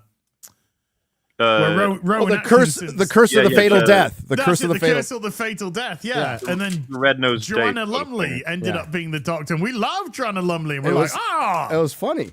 Yeah, it's funny. Because she started playing with her tits, going, "Look at these." You know? That's what I mean. You can't even they'll never entertain doing jokes like that. So you're just thinking, you've seen Farscape, right? Both of you. Yeah. Hey, this is a good She-Hulk story, by the way. Very good. When Crichton gets into Aaron's body, and he just immediately wants to play with the boobs. It's like, yeah, obviously. Yeah. So there's another one that I replied to from the guy from the hashtag show. Do you want me to get you the link? Hashtag. Sure. Because I scanned. So, it's in my replies. What I got from that was Superman and Fantastic Four both got crushed. Yep. At the box office. Thank you for admitting that. There it is. Oh, we do. So here's this tweet. You got that? I'll put it in private chat. Private chat. Boom, boom. All right, I'm back. Hi. Are we doing that other one as well? We're doing this one because this one's great. Yeah. Oh, yeah, this one. I feel like I need to clap with each word. You should. Who gives a fuck how much the movie makes? Well, do you want to Look at everybody, apparently. Do you want to take a seat, Hunter? All right. Go to Hunter's bio first. Hunter Bolding. What does it say there? A real journalist. So show proper respect, everybody. Who everybody. says they are a real journalist is no journalist. I'm genuine, honestly. Yeah. Yep. A genuine, honest review from a real journalist. I mean, I always click on those. Good God. Oh, what a fucking moron. Absolute fucking window licker. God dang it. Ouch. I crushed something. Ouch. Fuck? The obsession with the box office is killing movies and creativity. Who gives a fuck how much the movies makes? Sorry, how's it killing? How's it killing movies? Well, that makes no fucking sense. Okay, can we start with who were the first people to report box office numbers? Who is the first entities? That would be Well, it's the studios. the studios and the media that hired real journalists. And it's the studios that have used it as a marketing tool to keep score on each other. Dude, I'm gonna follow this guy. Bro. And I'm gonna wait until he posts when a movie does good. He goes, "Salsa." Yeah. Yep. I'm gonna bookmark this fucker. Tweet him. We're gonna bookmark everybody. Well, Yeah. just wait. Bookmark this shit right now. And some movie he likes is gonna do well at the box office. He's going, this was a banger at the box office. Wait a minute. Hold up. Wait a minute. Something ain't right. Something ain't right. So the people who originally really started pushing box office numbers to where the studios recognize that they can use it as a marketing tool and keep score are journalists from the media. Those are the people who fucking pushed it. Those are the people. This a wee bit. The lady does protest too Yes. much as well. Yes. They're the ones who pushed it. They're the ones who go, look at the box office. They're the ones who spin this utter bullshit. We have Cosmic Marvel going, Fantastic Four was #1 2 weeks in a row in the world. And it's like, okay, technically you're right. It's also Marvel's best flop. It's Marvel's highest grossing flop. Fantastic Four is Marvel's highest grossing flop of 2025. Thank you very much. Well done. Remember when The Marvels was the biggest movie in the world? Yeah, I do. And so that day, that hour. that split second. That hour. Fucking believable. But by the way, he did a follow-up tweet because he got ratioed. Surprise. Who did he get ratioed by? Scroll down a little bit. Keep going. keep going, X-Ray Girl, till you get to me, X-Ray Girl. There you go. Oh, there you go. Yeah.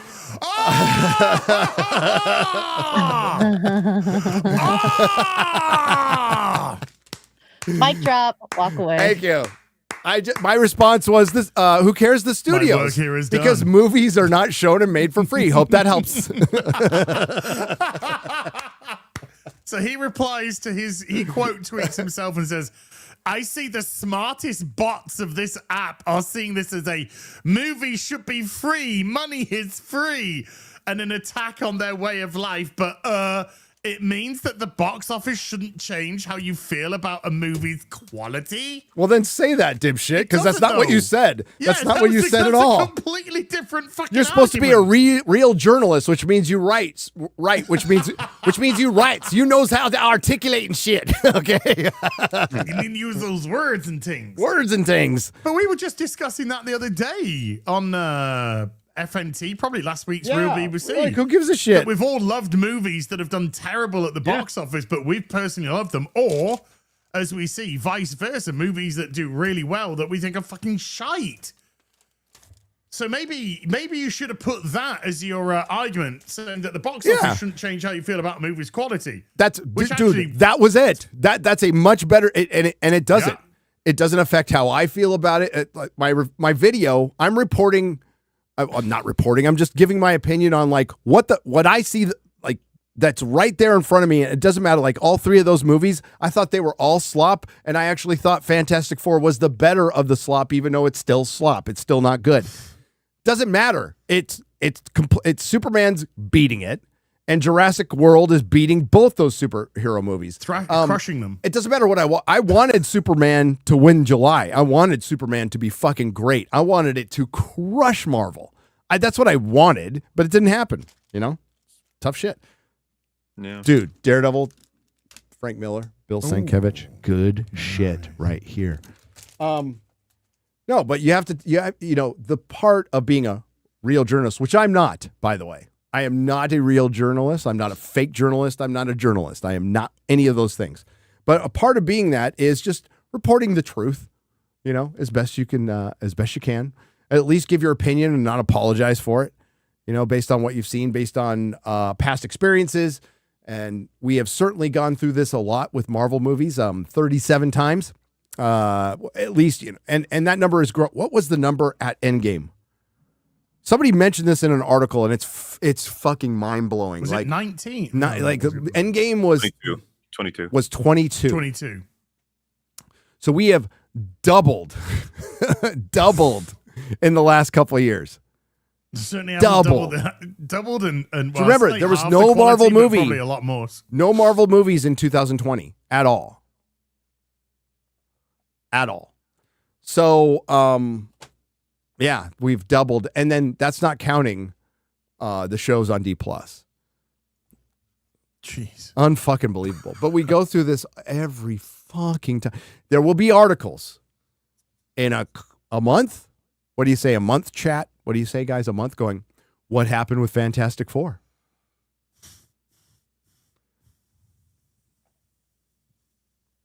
What happened with Fantastic Four? They cast Pedro Pascal. They put in a female Silver Surfer. They nerfed Galactus and all the shit that came before. That's what happened to Fantastic Four. Also, just not a well-written story. Not a well-written story. They had a TV director come out and do a movie, and quite frankly, stylistically, he's done better than some people have done in the beginning. But we were talking about WandaVision earlier. It ended up just like WandaVision. It started out kind of promising, ended like shit. I think I would say that WandaVision had a much bigger gradient of fall off. It did. Because It did. had some really good ideas at the start, and then it just turned into MCU slop. Go back to the real BBC that came out according to when the release of WandaVision, like first 3 episodes, and we would have been talking about it positively, talking about the MCU's potential. Yep. Yeah, I was loving it at the start. I was really, that really first enjoying episode, it. I was like, that was kind of cool. Like this is going like Twilight Zone a little bit. Yeah. Yeah. Where's this gonna go? Oh. Yeah. Yeah. Where's that get the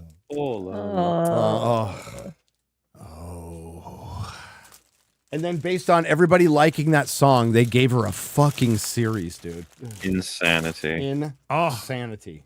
And then Variety put it at number 16th best.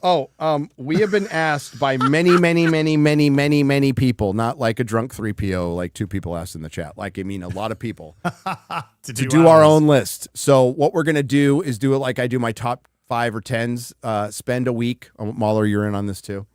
Spend a week or 2 making your own list. And then we compile all the lists and we grade it based on votes. Lady Gravemaster has a system that basically that's how we do our top 5 and top 10 videos. And then we'll go over the list on FNT. And MauLer have to be there for that episode. You know I have very controversial opinions about I know you do. That's why I want you in, baby. That's it. We can't just have the normal, right? So we need the guy who's going to put Homecoming in the top 5. I don't know if you're really going to do that. No, yeah, I think I would, yeah. Homecoming's great. I like Homecoming myself. And then there'll be the guy. I'm a Homecoming fan myself. Homecoming's better than Phase 4 and 5 and 6. It is. I don't get we all have our loves and losses. I like Spider-Man as much as you like Batman. That's just it. Yeah, exactly. That's it. Yeah, you know way more of the Spider-Man. I'm a source Spider-Man material comic than I book do, fan. so I'm looking at it from a completely different perspective. Oh my god! Do you reckon is this a TSR Marvel Superheroes Avengers Coast to Coast? Look at this. Oh wow! Yeah. Oh wow! Game guy. Look at that Iron Man. Yeah. Yeah. Oof. This is cool as fuck. This was just in this pile. Someone just threw it in. Great. Yeah. Gary, I actually think it's borderline harder to rank the bottom end of the MCU than the top. Like, yeah. it's a fucking crapshoot. It's like, I don't know. Doctor Who role-playing game. 50 Shades of Shit. Doctor Who role-playing game. Oh, and that's Troughton. Yeah, that's a Troughton doctor on the front there. What is your current pick for the worst MCU movie? Is it Marvels? Movie or Marvels. just Marvel project? Marvels is the worst movie. I guess including all TV shows too. And TV shows. Bottom 3 is Marvels, Ironheart, Secret Invasion. I don't know. I think Secret Invasion is because I gave up on some of them, so I have to factor that to consideration. I gave up on Secret Invasion. I gave up on Hawkeye. Dude, Secret Invasion got worse. So if Secret you gave Invasion up, was catastrophic. it was. Yeah. I've never even seen Captain Marvel. Oh, see, yeah, you know, that's outclassed by the Marvels. yeah. so- it is. Echo. But Definitely. it means I would have to watch Captain Marvel. Well, you're gonna 'Cause I have. have to. Yes, you have to watch it. Yes, you do. You have to finally watch Oh, it. that's a lot Ew. of movies and shows that we're gonna have to Dude, watch with dude, this. do a watch party for your members or something I'm on gonna your have to- channel. yeah, I'm gonna have to do a watch party or something. Yeah, and they'll watch you suffer. It'll be a live great. stream. A live Yeah, stream. do a live watch stream party. watch party. Yeah. Yeah. That'd be- Let's just get Hulk angry every time. I'm something going goes to on. milk that for as much as I fucking can. As a I surprise did a- talent. How long was my video on the Marvel Captain Marvel? Because I can't remember if I covered like I've the whole seen plot. your video on Captain no, Marvel. your video is fucking classic. And I've seen your movie on the Rise of Sky Poker, but I've never My fucking movie. seen them. I mean, pretty much. It was 3 hours long, I think. 4 hours Oh long. yeah, I did the 2 hours. Yeah, that's a short video. Not Yeah. bad. But I've seen them, but I haven't seen the films. God no. Much more interesting listening to you talk about Well- it than seeing it. I cover most of what's in the film, so you're right on that front, I guess. You do. It's very But thorough. can we go just going back to that John fucking Rocker fucking twat waffle? Disbrew did a great video yesterday. Highly recommend you check it out about Marvel creating the tools for their own demise. But one thing I kind of like took and run with from that video is a lot of people just I think he's right in a lot of people are looking at these Western movies now and they're not getting the morality that they expect from these heroes. That's what Doomsday should have been. They're not getting that heroic element, that inspiration that you should get from watching these heroes. We're seeing TV shows and movies from the East, Japan, South Korea, even China. They're doing much more of a classic hero, and they're doing much more of it. And of course, they have very much classic gender roles there as well. And I think a lot of people are finding that way more attractive to watch in terms of the morality of the character, very specific, the gender roles of the character, very specific, than the fucking idiocy that we're getting here in the West, where men aren't allowed to be masculine. Oh, that's a hell of a star lineup. Fucking Starlin and Wrightson doing Yeah. Hulk and Thing. Holy shit. Jeez. I got to read this again. So yeah, you'd be like, your men can't be masculine, your females are men. They can't be feminine. Your females can't make mistakes. They can't do anything wrong. They have to be perfect. The morality is all over the place. Ironheart's morality was a fucking joke because she was just a crook, just a filthy, dirty, murdering, stealing crook that made a deal with the devil at the end of the show to get what she wanted. There's no morality there. So why are we interested in these characters anymore? Why do we want to see any of these new Marvel characters? Do we want to see Pedro Pascal's Reed Richards essentially just be a one-trick pony? The Thing just not getting up to much whatsoever, bland. Johnny Storm has the best fucking character arc in the whole film because he's the only one that has a character arc in the whole film.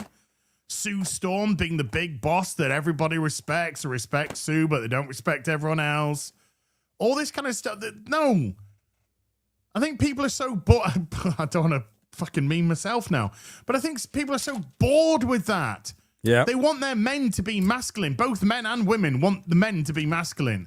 They want their females to be feminine. They want characters to have flaws that they can overcome so they can go through arcs. They can, they want females to make mistakes. They want females to be rescued by the man. They want classic elements which we're just not being given anymore in any shape or any capacity.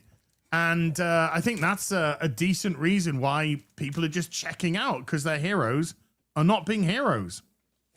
Yes, because they don't know how to make them. I'm sure Disparu mentioned that. They don't know how to make heroes anymore. So, like, when you do see a shift where, like, okay, we're going to try again with Fantastic Four and Superman, where there was some effort to try. They don't know how to do it.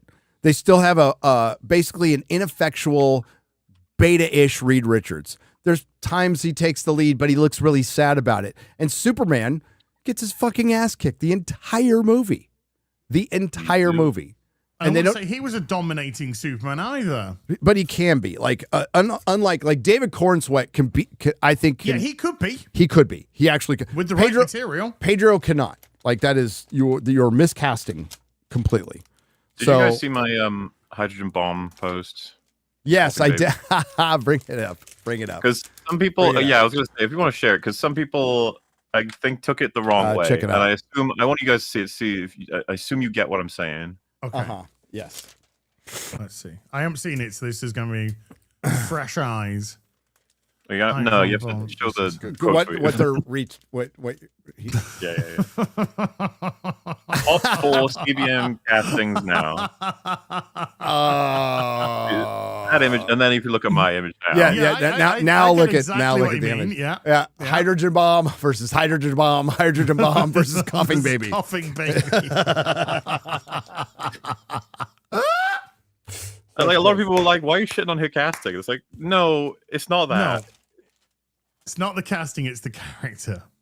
Yeah. To me, those were characters being displayed there. Yeah. 3 of those choices are 3 of the greatest of all time. Of all time, and one of them was like, "It's all right." You know, it's like. But no, okay. it's right. 20 years from now. Like J. Jonah Jameson is remembered as probably the single most accurate casting of a comic book character ever, and it's pretty undeniable. And that's a side character in Spider-Man, and he's still remembered up with Christopher Reeve.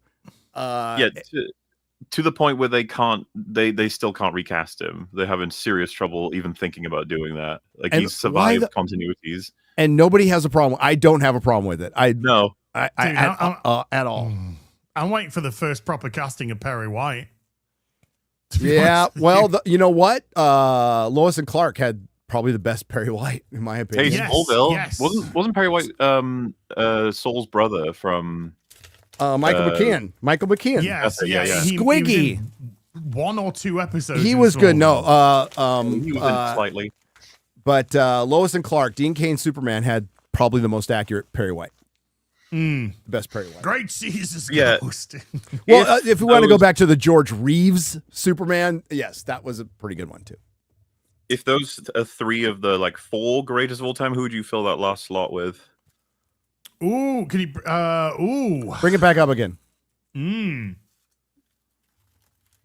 Because I think there's a shit ton of good choices. I think Tobey Maguire really gets as Spider-Man really gets a shout on there. To be honest with you, Spider-Man 2 potentially the best superhero movie ever made. And we're talking about just superhero movies, right? Yeah, like any superhero movie. Yeah. So these are more so mentioning to see if they lock in or not. But like Patrick Stewart as Professor X is still. You could have Hugh Jackman's Wolverine. Yeah, that's definitely a choice. I think would definitely be on that. Ian McKellen as Magneto was fantastic. But yeah, Patrick Stewart as Professor X. But we're talking closest to the comic book character, right? Well, so what I think. All right, I got an out of the box one. Jack Earl Haley as Rorschach. Oh yeah. Can't argue with that. Jeffrey Dean Morgan's comedian was pretty fucking great as well. It was pretty great. Yeah, dude, the casting in that is pretty fucking good. Yeah, it's but Jack Earl Haley's Rorschach is like Heath Ledger level of acting. Like he should have been nominated. Well, you could have Heath Ledger's Joker on there as well. But sure. Heath Ledger's Joker wasn't that close to the Joker in the comic. It's a good Joker, but it's not a comic book Joker. Rorschach was the Rorschach from the comic book, like straight up page to screen. What I think connects 3 out of these 4 in the images is that 1, they really strongly match, at least from what I understand, the source material, but they also like completely dominated what people think of that character in live action. Yep. Well, yeah, they all dominate the screen when they're on the screen. I mean, the presence is always just shoomp to that. I like how this is low key the top, as though 3 of these aren't universally celebrated all the time as well. Yeah, there's no. I mean, it's just a it's a phrase. Yeah. I know. It's a phrase. Words used to mean something, as they used to mean something. Well, yeah, No. but I mean the low part is the Sue Storm, and the key part is Yeah. the other three. I'm gonna So- say I don't mind her as Sue Storm. I think she's fine. I people who think she's I think it's ugly, great casting. Fine as I well. like her a lot. I think she's great. I think Joseph Quinn was actually better as Human Torch. So if we want to take a member from the cast, I think Joseph Quinn was better as Human Torch. But yeah, I instinctually thought it would be Wolverine that fills that fourth slot, even though he's not the right height. Obviously, was one of the things. Yeah, but I mean, as far as he's so iconic. It's that or Toby, that or Toby. But I say as far as accuracy and killing the part and doing memorable scenes that people were like just iconic is Jack Earl Haley as Rorschach. It's one of the greatest performances of his life. I think you're right. It's just the reason why I would probably go with Wolverine is the fact that he's survived generations now, Yeah. and he's practically 20 what X-Men's 2000 is 25 years, quarter of a decade. which obviously Jay Jonah has now as well, and Tony Stark will have when he fucking comes back in Doomsday, of course.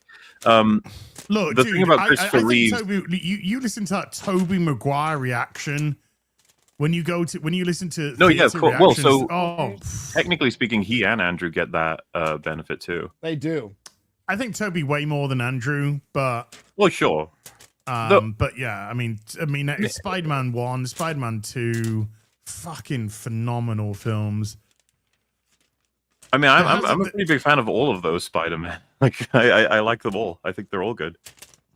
And Yeah. all their Peters, even though there's good criticism to be had for everybody's like balance on the characters and everything. It's just that what I was going to say is that the Christopher Reeves, so 78 Superman, like as much as you don't get the he comes back 20 years later, plays the character again amazingly or something like that, tragically, I would still say that he's like got something that the rest of them don't and almost can't have, which is he's like the fucking rock solid foundation for the perception of the character indefinitely. And you could say like, well, we almost can't see that yet because not enough time has passed for the others.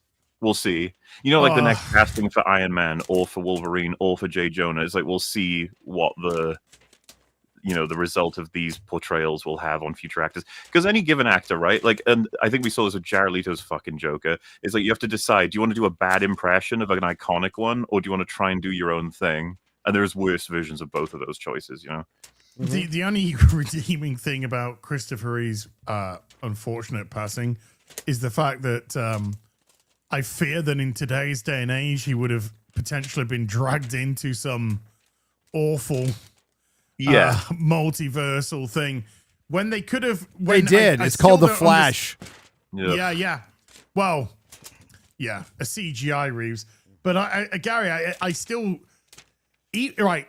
If Reeves has survived to today and DC hadn't made all the mistakes that they've been making throughout the years, let's say that a little bit Reeves of time, Reeves did a Superman with Michael Keaton's Batman. That would have been fucking amazing in their prime. Kingdom Come with Keaton and Reeves, dude. Well, how old would Reeves be now? He'd be 70s. He would be late six. No, he'd be early 70s, which same as Keaton. And that would be thanks to AI, we can have that. Wonder Woman as well. Linda Carter. Otoy is doing something with Kingdom Come. I think it's in the. I got the documentary at Comic-Con. I went to the Alex Ross booth. Yeah. And I haven't seen it yet. But I got a signed copy and I got the book and I can't wait to see it. But Otoy, who did the Star Trek, who's doing this, the Star Trek reunification stuff that was so wonderful. Yeah. They did a little bit of work with Kingdom Come. Oh. Animated is always on the table, by the way, because you're bound to be able to find a good impressionist for these characters. So then you get the artwork properly done, the voice work properly done. Then you get to sort of live in that imagination for a little bit. Well, you could have even had Ship as is it John Wesley Ship? Wesley Ship? Yeah. As Flash. Yeah. You could. Well, he was Flash in the Flash show. He did Flash, and he did Jay Garrick Flash in Flash, and he played his dad as well, Barry Allen's dad. Yep. He's also in recovery. He's also in. Is he? Yes, God he's in bless him. recovery. Yeah. Legend. So yeah, you know, Kingdom Come would have been like perfect for these characters. but yeah, nothing.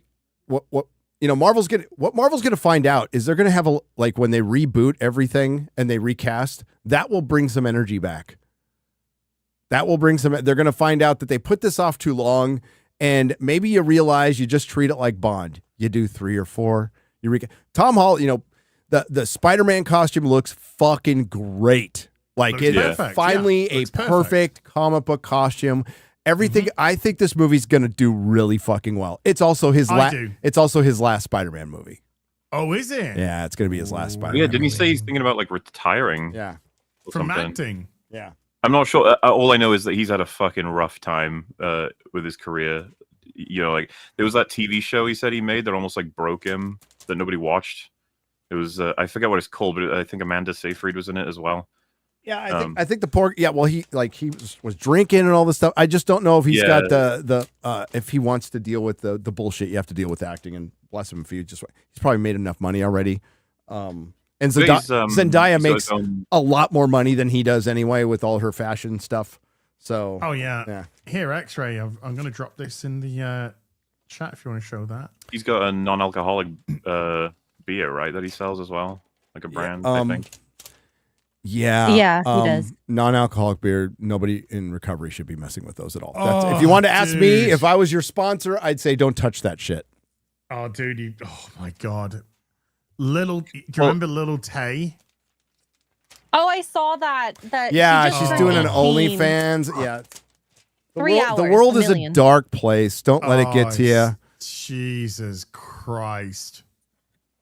What is this now? I think I'm out of it. Do you know Little Tay, the girl? The girl with the money. With the money. She goes, I've been making all this fucking money. Yeah, she's fucking all this. And it's funny. It was a gift. Yeah. Yeah. She's just turned 18, and apparently she's gonna slam OnlyFans.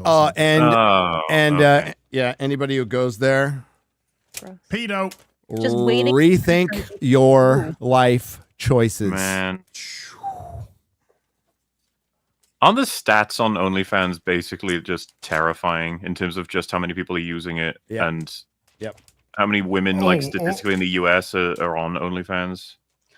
Yeah, and then Most you should don't see the make stat money. of how many are making money, which is barely any. Dude, what's the guy who made OnlyFans? Is probably a bazillionaire, right? Yep. Yep. Well. Grats. Yeah, actually, do you want to play that? Let's quickly change this fucking. You're the one who brought it up. Thanks. Dude, it just came on. Somebody was replying to it on my timeline. I was like, oh, for fuck's sake. Oh, she made $1 million in 3 hours. I don't want to know. I don't. You know what? The world is a fucking horrible place. Hopefully, you know what? I'm gonna go look at some puppy videos and shit. There's still some good going on in the world. She's lost. She's gonna regret it. Oh. So Spider-Man. Yeah. I'm not seeing anything move. Well, I was waiting for you guys to finish talking. We were finished. So there's the suit. Perfect suit. Absolutely fucking perfect suit. Oh, it looks so good.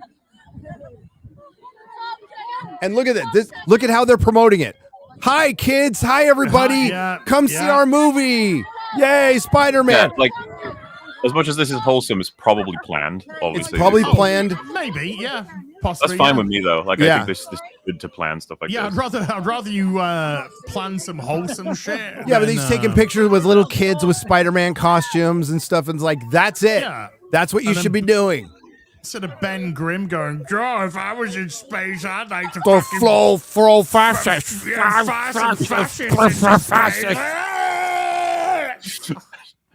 It's weird how the they quote was, "If I was the thing, not if I was in space."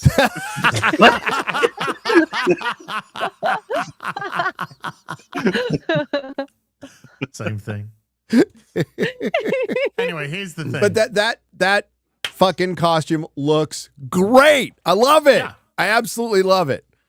So this movie will probably make $1 billion. This movie, so all these people going, 800's the new billion. This motherfucker's making $1 billion. Oh yeah. Well, Yeah, Zendaya will be a draw for that because she's No, got her own Hulk, market. Tom. Punisher.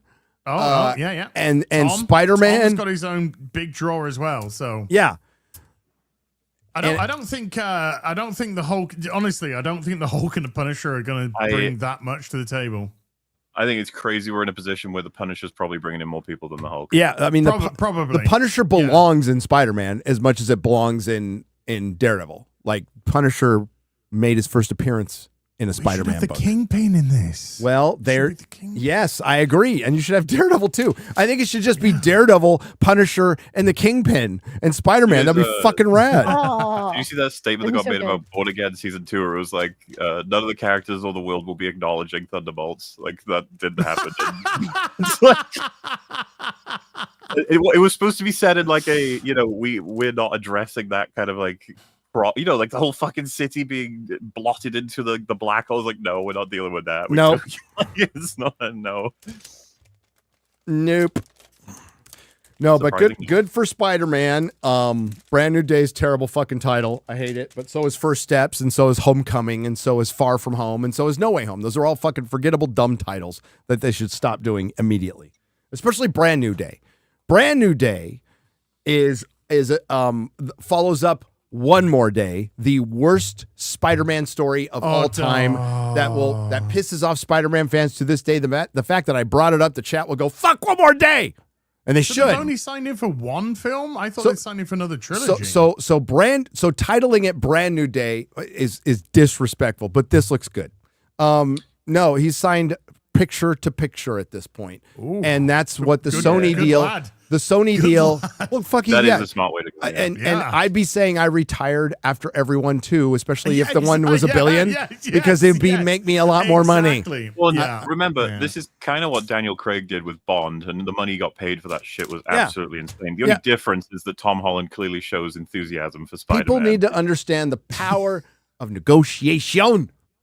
And if you find yourself in power, you don't offer anything. As a matter of fact, you go, nah, I'm good. Well, Gary, compare the two statements, right? I think Tom Holland said that he would only do another Spider-Man film if he saw a script that respected the character. Meanwhile, Daniel Craig's like, yeah, I don't want to do another Bond. I'd rather kill myself. Yeah, I mean, it's pretty much what he said. Okay. And you know what? I don't want him to do another Bond either, or I'd kill myself. Actually, isn't that what he said after Skyfall? He said it after Skyfall. He fucking hated doing Bond pretty quickly. Like, he sounds like a fucking fucking pain in the ass.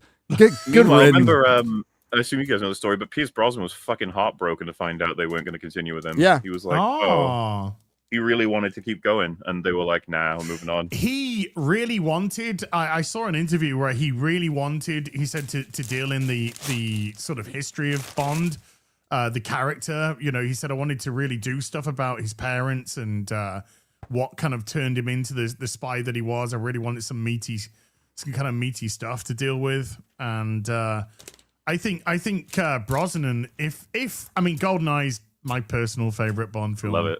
Of all time. And I love Connery. But just imagine if they're given Brosnan this sort of Casino Royale treatment.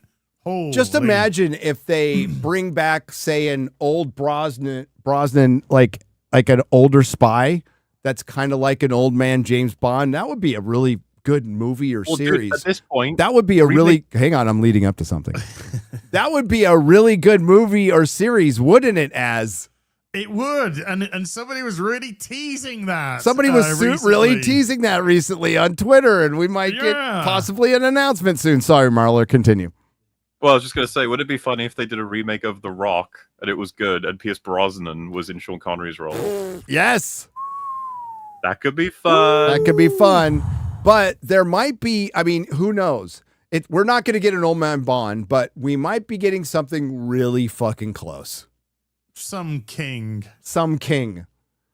really close. Some king. I spy with my eye some king really close. Some king really fucking close. Definitely not a king's son, but a king of something maybe.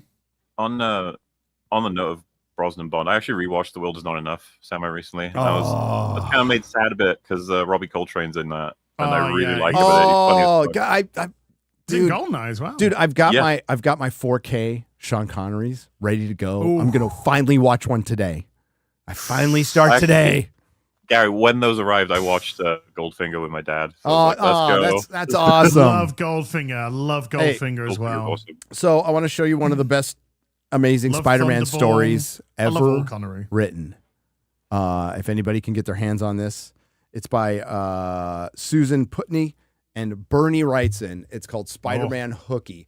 It is the shit.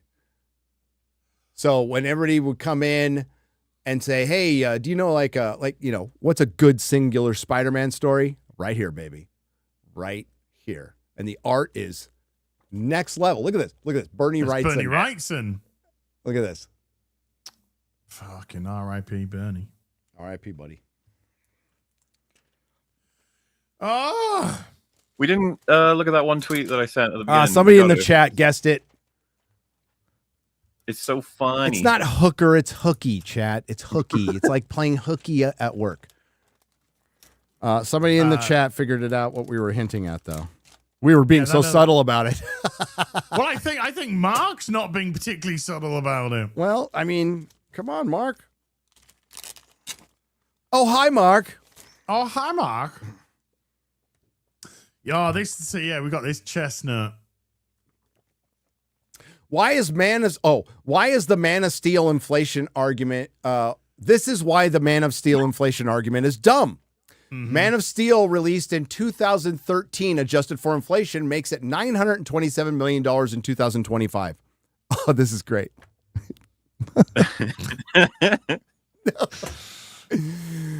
The thing is, that is a terrible metric to use. Oh, pray tell why? Because the state of films are different today than they were in 2013, just 12 years ago. Oh, really? Yeah.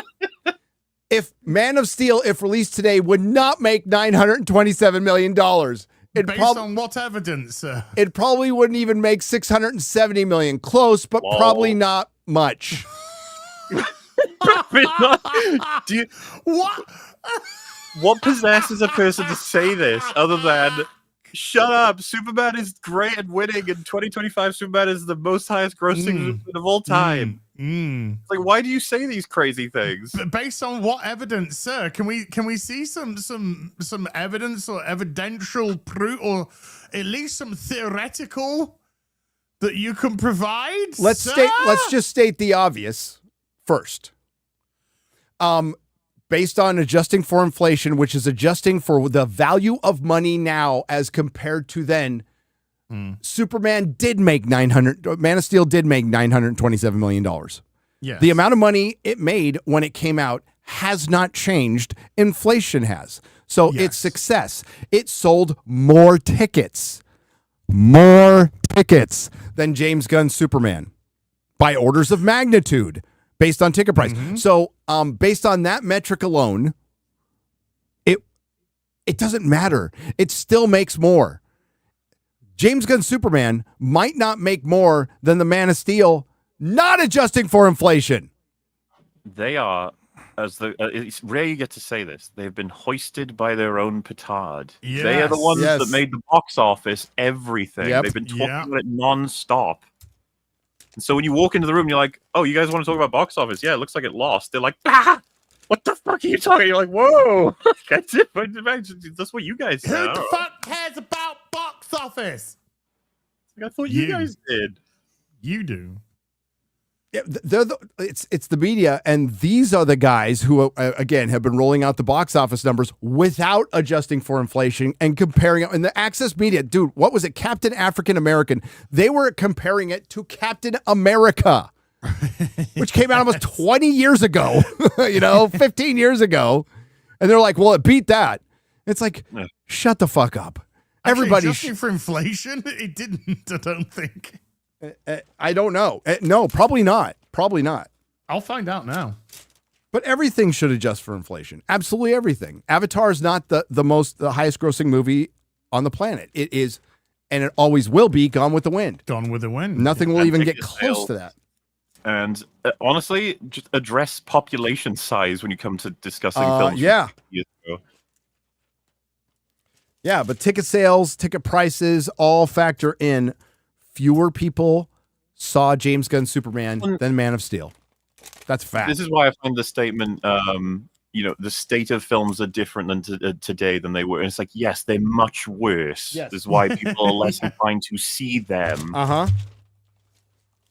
Which just, it all, feeds back in. It's like, it's not fair to say that the movie's performing worse now. Movies are bad now. Yeah. Like, yeah, that's like the point. Oh, okay. So the first Avenger in today's money would have taken 528,774,000.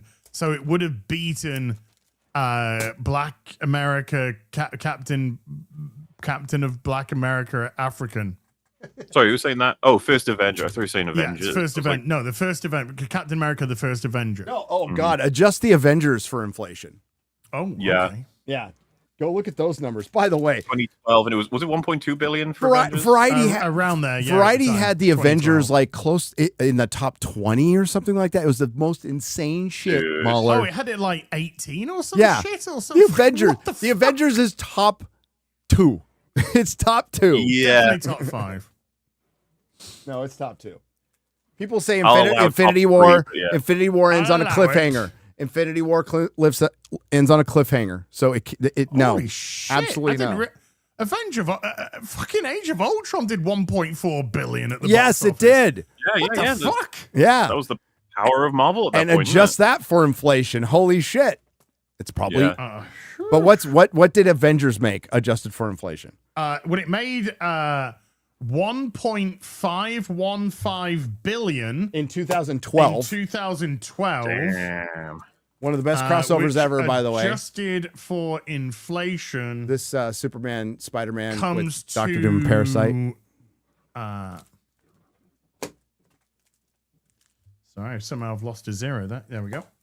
Adjusted for inflation comes in at. Hold on. There we go. 1, 5. Attention. Yeah. What could it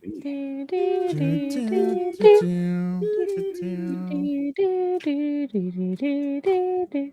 Oh, I see my problem. My numlocks. You want to see a racist cover? Sure. It is Highlight. Wait. Keep it there, keep it there. 2.121 billion. 2 Holy crap. 2.12 billion in 2025. Well, that's a little silly. Movies were different back then. They were good. Avengers would not were make good. 2.2 billion if it was released today.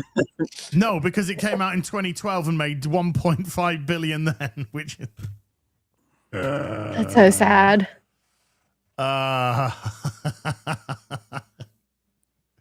Jesus yeah, wouldn't have been crucified if he was born today. No, he would have been bombed. He would have been. Well, it depends on where he lived, right? Yeah. Yeah. Or if he's in the UK, he would have been stabbed. But yeah. If he's in America, he would have been shot. And if he was in Canada, he would have been maided. So yeah.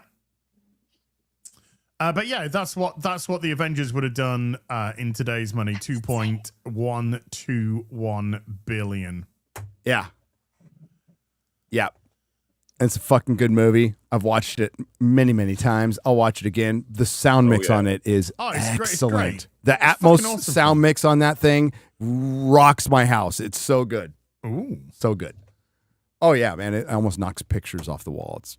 That's good. Dude, there's so many iconic moments in that film as well. Oh yeah. Yeah, pick a scene. Literally pick a times, scene. man. Best Hulk movie, best Black Widow movie. Best Loki movie. Best Hawkeye, Loki movie. Best Loki, yeah. Yep. Yeah. Best Nick Fury movie. I mean, it's up there for, Iron Man is still the best Iron Man film, but it's up there for him. He's great in it. It's his second best movie. Yeah. Yep. Mm-hmm. See, the thing is, RDJ was great in all the Iron Man movies. Like, he was great. He carried 2 and 3, but he was great in everything he did. But no, Civil War might be his second best. What do you think, MauLer? Civil War. Ooh, yeah. It's hard for me. Okay, Civil War I adore. It's basically my number one. Well, we're talking about performance, and it'd be tough call. Again, I was just explaining my bias before I give you my answer, which is that his look toward Cap after he finds out he kind of betrayed him is like my favorite singular piece of acting in the MCU. It's exactly where I went to when I thought of Downey expression Jr. he in Civil gives. War. Yeah. I can't see that and not believe that he cared about the project. Kill my mum. Kill my mum. I love that whole sequence. It's amazing. The whole thing is so tense, and it's just great because it actually Zemo wins. Yeah, that's the point where Zemo wins because one of the best thing about Zemo was the fact that when he said, "I can't beat these people, I can't beat them up, I can't win," they're too strong. So you get on the inside and you tear them apart. And I'm so happy that Zemo has left the MCU because I doubt we'll ever see him again intact. It sucks because Red Skull and Zemo should be major villains. Major villains. Fucking up Red Skull was unbelievable.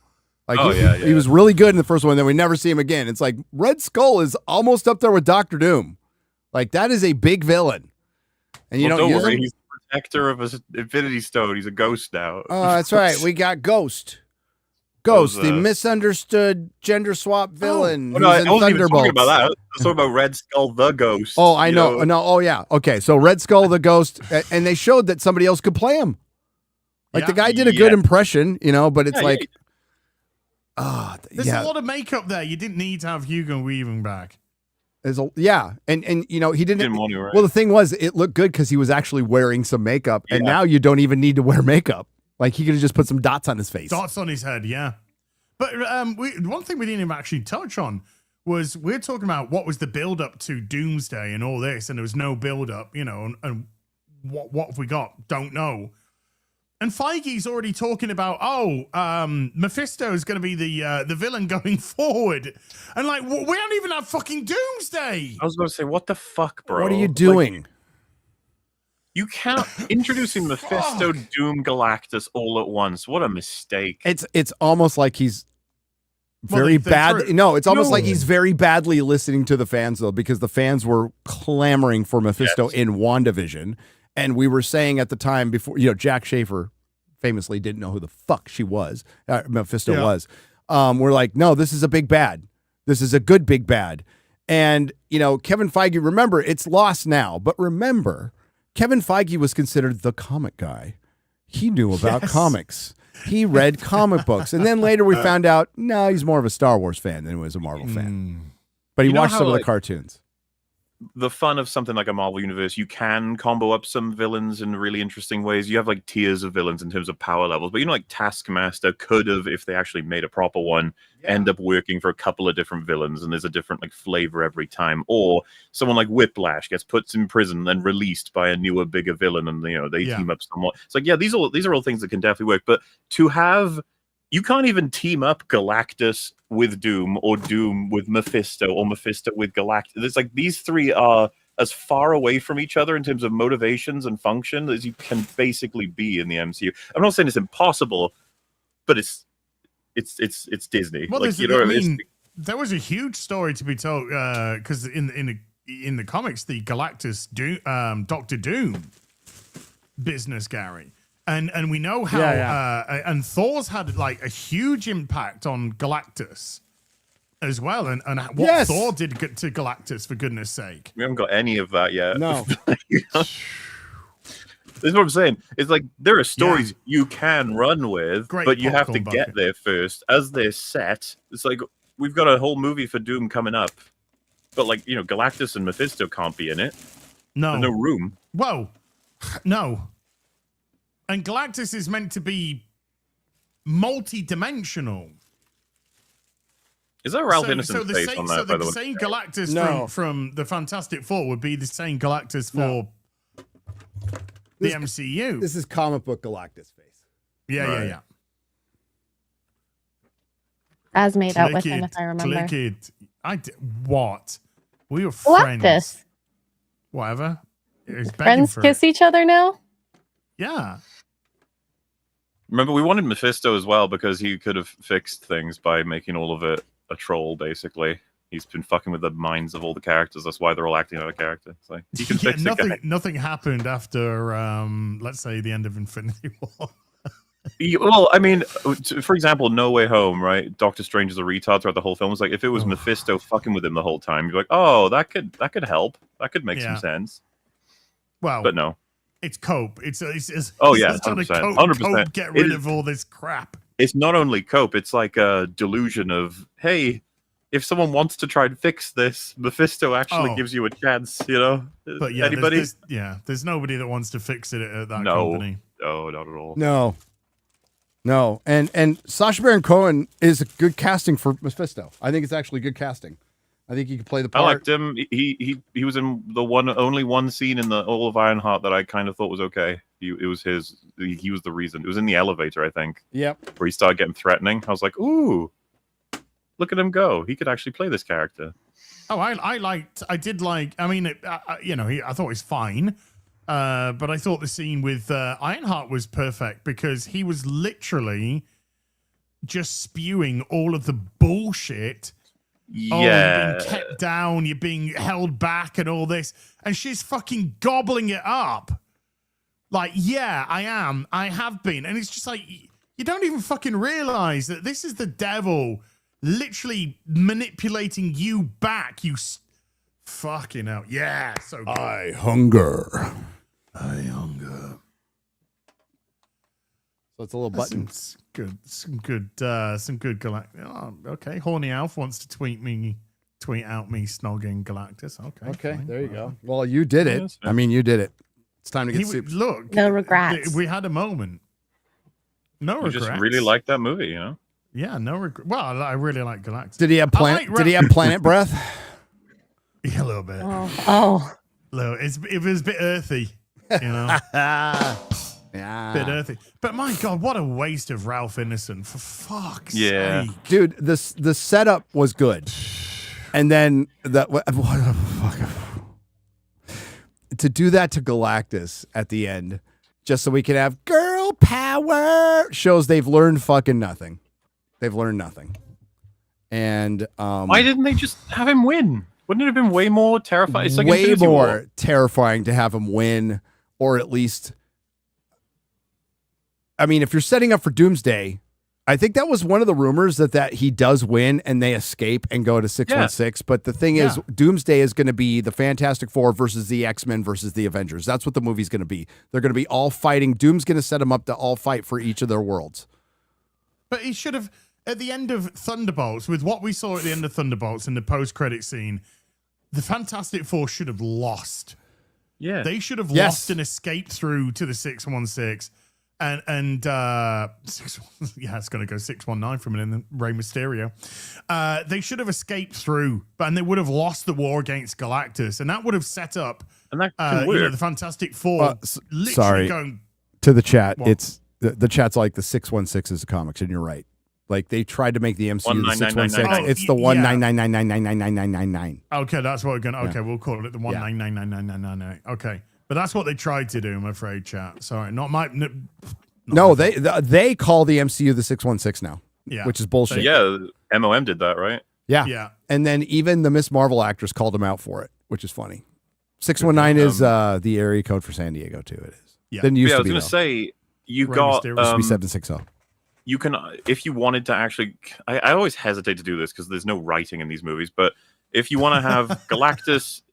borderline destroy the universe, or as the F4 perceive it, they escape into this universe, and then you got the X-Men shit from Deadpool and Wolverine coming in as like the TVA and stuff of like zapped our universe, and then you've got the 1999999, that are just the baseline universe. There's your setup for Doom can be like, I can save one of your universes, or rather, I want you all to fight for one of them. I can defeat Galactus. I can stop the TVA. I can say, you know, can even that's just be it. set up for Galactus later on. Well, as it doubles as that. Threat, you know, as a legitimate threat coming. I'm fine with them showing his power in the Fantastic Four film and then leaving him until a couple films later for the mainline timeline. Yep. That's fine with me. Yep. And also, it gives you the prompt then for Doom to say to the Fantastic Four, I can save your universe from Galactus if, you know, you fight for it, sort of thing. So now they're going to have to spend an Avengers movie establishing Doom, establishing the Avengers, establishing them meeting old X-Men, establishing them meeting Fantastic Four. It's just going to be everybody meeting each other for 3 hours. Yeah, and then just one line. It's just going to be one-liners, one-liners, moving past. Brr, brr, brr, brr, brr, brr. Dude, Spider-Man is going to be a breath of absolute fresh air compared to that shit. It's going to be him working against, you know, with the fact that you have Spider-Man, Hulk, and Punisher against the overall, again, the overall plot of Doomsday with its unfinished script. The last time I talked to this person was the X-Men world will be fighting. Well, first, the Fantastic Four world they're all going to be threatened. They're going to be threatened by Doom. And at first, they're going to try to work together. The Avengers, the Fantastic Four world, and the X-Men world. Eventually, it leads to battle, and they're going to start offing each other, and that's what Doomsday is going to be. That's pretty much what I was told. Which sounds like the worst case scenario iteration of the shit they learned from other movies, which we went from No Way Home kind of like being like, hey, cameos where you see your favorite characters come back and they do some stuff. And you're like, yeah. And then from that, they moved into bring them back and kill them. It was like, what? Like with MOM. So, you know, like, what? Why? Why? And then, of course, we moved Deadpool and Wolverine. Like, I know you guys like it, but they killed a lot of characters in that as well. Well, dude, like, they're going to come in and we're going to see an established Avengers with Captain African American. I like the Fox character. What the thing is, the Fox characters are going to feature two guys in their fucking 80s and 90s with their CGI face on a stuntman. Okay, it's like, fuck. Are we going to see? Yeah. And well, so that's it, though, isn't it? We're going to see Patrick Stewart die for the fourth fucking. Yes, it's. From what Gary's described and everything we've seen in terms of how it progresses, like, yes, they think that like we all just want to see them in a huge battle and they all die. That's like story now. Right. We got to get soups. Okay. Yep, we got to get soups. But yeah, that's we'll have plenty of time to speculate, and apparently so will Marvel because they haven't finished the script. It's never coming out next year. It's plussing. I don't think it comes out next year. And it's never coming out next year. And that's pretty much a year without a Marvel movie, because if it does come out next year, it comes out, in Avatar's time slot, which means with like 12 days remaining in the year, it comes out. I think it gets pushed to May. That's my prediction. Has been my prediction. Yeah, May 2027. May 2027. And they film them back to back, and maybe you get two in the same year, or that one gets pushed back to 2028. I will be like fucking 60 or whatever by then, so I don't give a shit. TGV Monster for Fitty. 9th issue of my comic book series, Living Dead Hunters, is out on Webtoons. Go check out Webtoons. It's called Living Dead Hunters. The series is about 5 people fighting the living dead N monsters. What do you mean by N, brother? Wait, excuse me. You mean Nerdrotic? In an abandoned town run by a cult. Episode 9 introduces a new villain, and I'm very proud of it. Okay, so it's supposed to be an and. That's go check it out. Glad you're proud of it. Well done for finishing a project. And I'm not kidding. That's accomplishment is awesome, especially when it's creative accomplishment. Yeah. Massives. A question for work ethic. You lads juggle many different projects admirably. Was there a change in approach as it shifted from hobby to profession regarding your YouTube and writing careers? Yes, very much so. So I'll speak for Az has been doing it longer than I have, and MauLer, you've been doing it a long time too. But I was working a day job when I started YouTube, and it was just a hobby.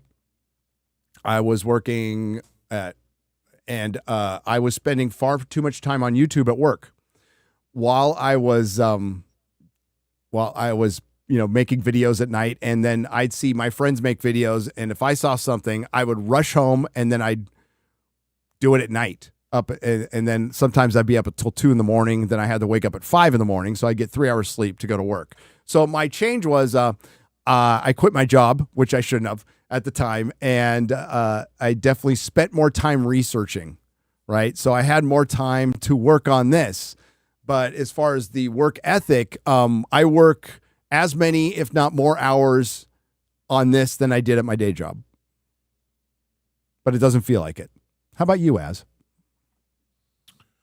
Well, I mean, I started back in 2012, and the reason why I started was I was working a job, I was working hard, and I was earning decent money, but every time I did well in the company, they made it harder and harder for me to do well, and so I'm just like, am I just gonna break myself to earn money for the man?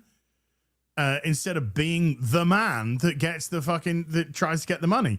So I thought I'd rather do a job that I could just make a living off. I never had any pretensions to be anything, no huge content creator or anything. And so I was like, I think maybe I could have a crack at this YouTube business. Maybe I could do something. And as long as I can live a good life, if I can earn a living, similar living, than what I've been doing and doing this, then brilliant. So the question is change in approach, right? Not just work ethic. I misunderstood. So I think I could speak for all three of us here is we're fucking nerds and we're into this shit. And I was looking up CBR articles and shit again at work when I probably shouldn't have, right? So I've been doing this stuff forever, going back to my comic shop days. And then after the comic shop days, get up in the morning. I didn't fire up the news. I fired up some geek site, right, to read like movie news and stuff like that. So I was doing it anyway. So the approach was I just did it more, but I was pretty much I would read 10 articles a day regularly before I even started YouTube, just for fun. That's what I did. And that's when those sites actually were decent. But yeah, like having been a business owner and then going back and working for the man, early on when I saw YouTube kind of taking off, I missed a lot of opportunities in life that I didn't just jump at. So I decided I recognized there might be something here. I have a skill I can fall back on and get a job anywhere. So that helped. I had a marketable skill that I'm going to quit this really good job at Tesla that I'm not super happy at. And if this YouTube thing doesn't work, I can just go back and do my job. That's fine. And make money and pay my bills. So I had that to fall back on. And my wife was making great money too. And she was I'm like, hey, I think this thing might work. Let's try it for 6 months. If not, then I'll just go get another job. And it worked. I wouldn't recommend that for everybody, but have a marketable skill. But the change in the approach was I had more time to do the shit I was doing anyway. How about you, MauLer? So I would have been 12 when YouTube launched, and I just remember being obsessed with it immediately. 2005. It's not like that was fucking yesterday. So it's 2025, damn it. But anyway, I was 35. I was 2006. I thought YouTube's 2005. 2005. YouTube's 20 years old, bro. Wow. This year. Wow. So I was very into it, and I went through what I feel like was every stage of attempting to make a career on YouTube. I think the first thing I ever tried to do was top 10 movie monsters made on Movie Maker, Windows Movie Maker, on my really shit laptop. Movie Maker, yeah. And it was like, I still kind of remember. The only reason I remember this is just because of how difficult I was having trouble finding a picture of Jeepers Creepers. I remember just trying to download a picture of him. Yep. And then I had some crappy stock music, and I was like, yeah, that just 10 images, and that's the top 10 really shit video sort of thing. But yeah, as the years moved on, attempting to do different things, I remember I made a really serious go at trying to do Let's Plays at one point, but really late to the game, And then it was Amnesia: The Dark Descent sequel pissed me off enough that I made a script for breaking them down that was it would have been like an hour and a half. And I remember at the time thinking, this is insanity, and I will never be able to make a video that's this long. Because, you know, especially back then, because YouTube was a fucking asshole with like how you have to just break everything up, you know, like 10-minute limits and stuff. God, it was terrible. But that, yeah, I just put that aside and, you know, got on with life, being university or jobs and stuff, and then eventually played the games again and got pissed off again, and then actually went back to the script, redrafted it, and made it. Got like 5 views, and I was like, that's fine. I had fun making it, you know?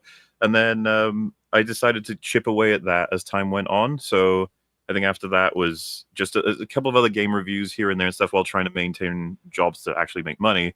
And this is the thing about the work ethic thing that I find interesting, because it's like a yes and no. I committed at one point that I was like, I'm going to make detailed, long videos with visuals that match everything that I'm saying, with soundtracks that are supposed to be like kind of entertaining. And I'm going to try and, you know, come to some kind of insightful conclusion about more than just the game, about maybe the genre or the state of the industry. Really try and make it like a full meal of a video. I was very much inspired by like the a lot of the creators at that point that were making stuff like that. So Red Letter Media would be a big example. Like I was always interested in how much they talked about industry things as well. So you keep going with that, and again, 10 views, 15 views. I was like, oh my God, it's tripling in views. Yeah, hey, and that's true.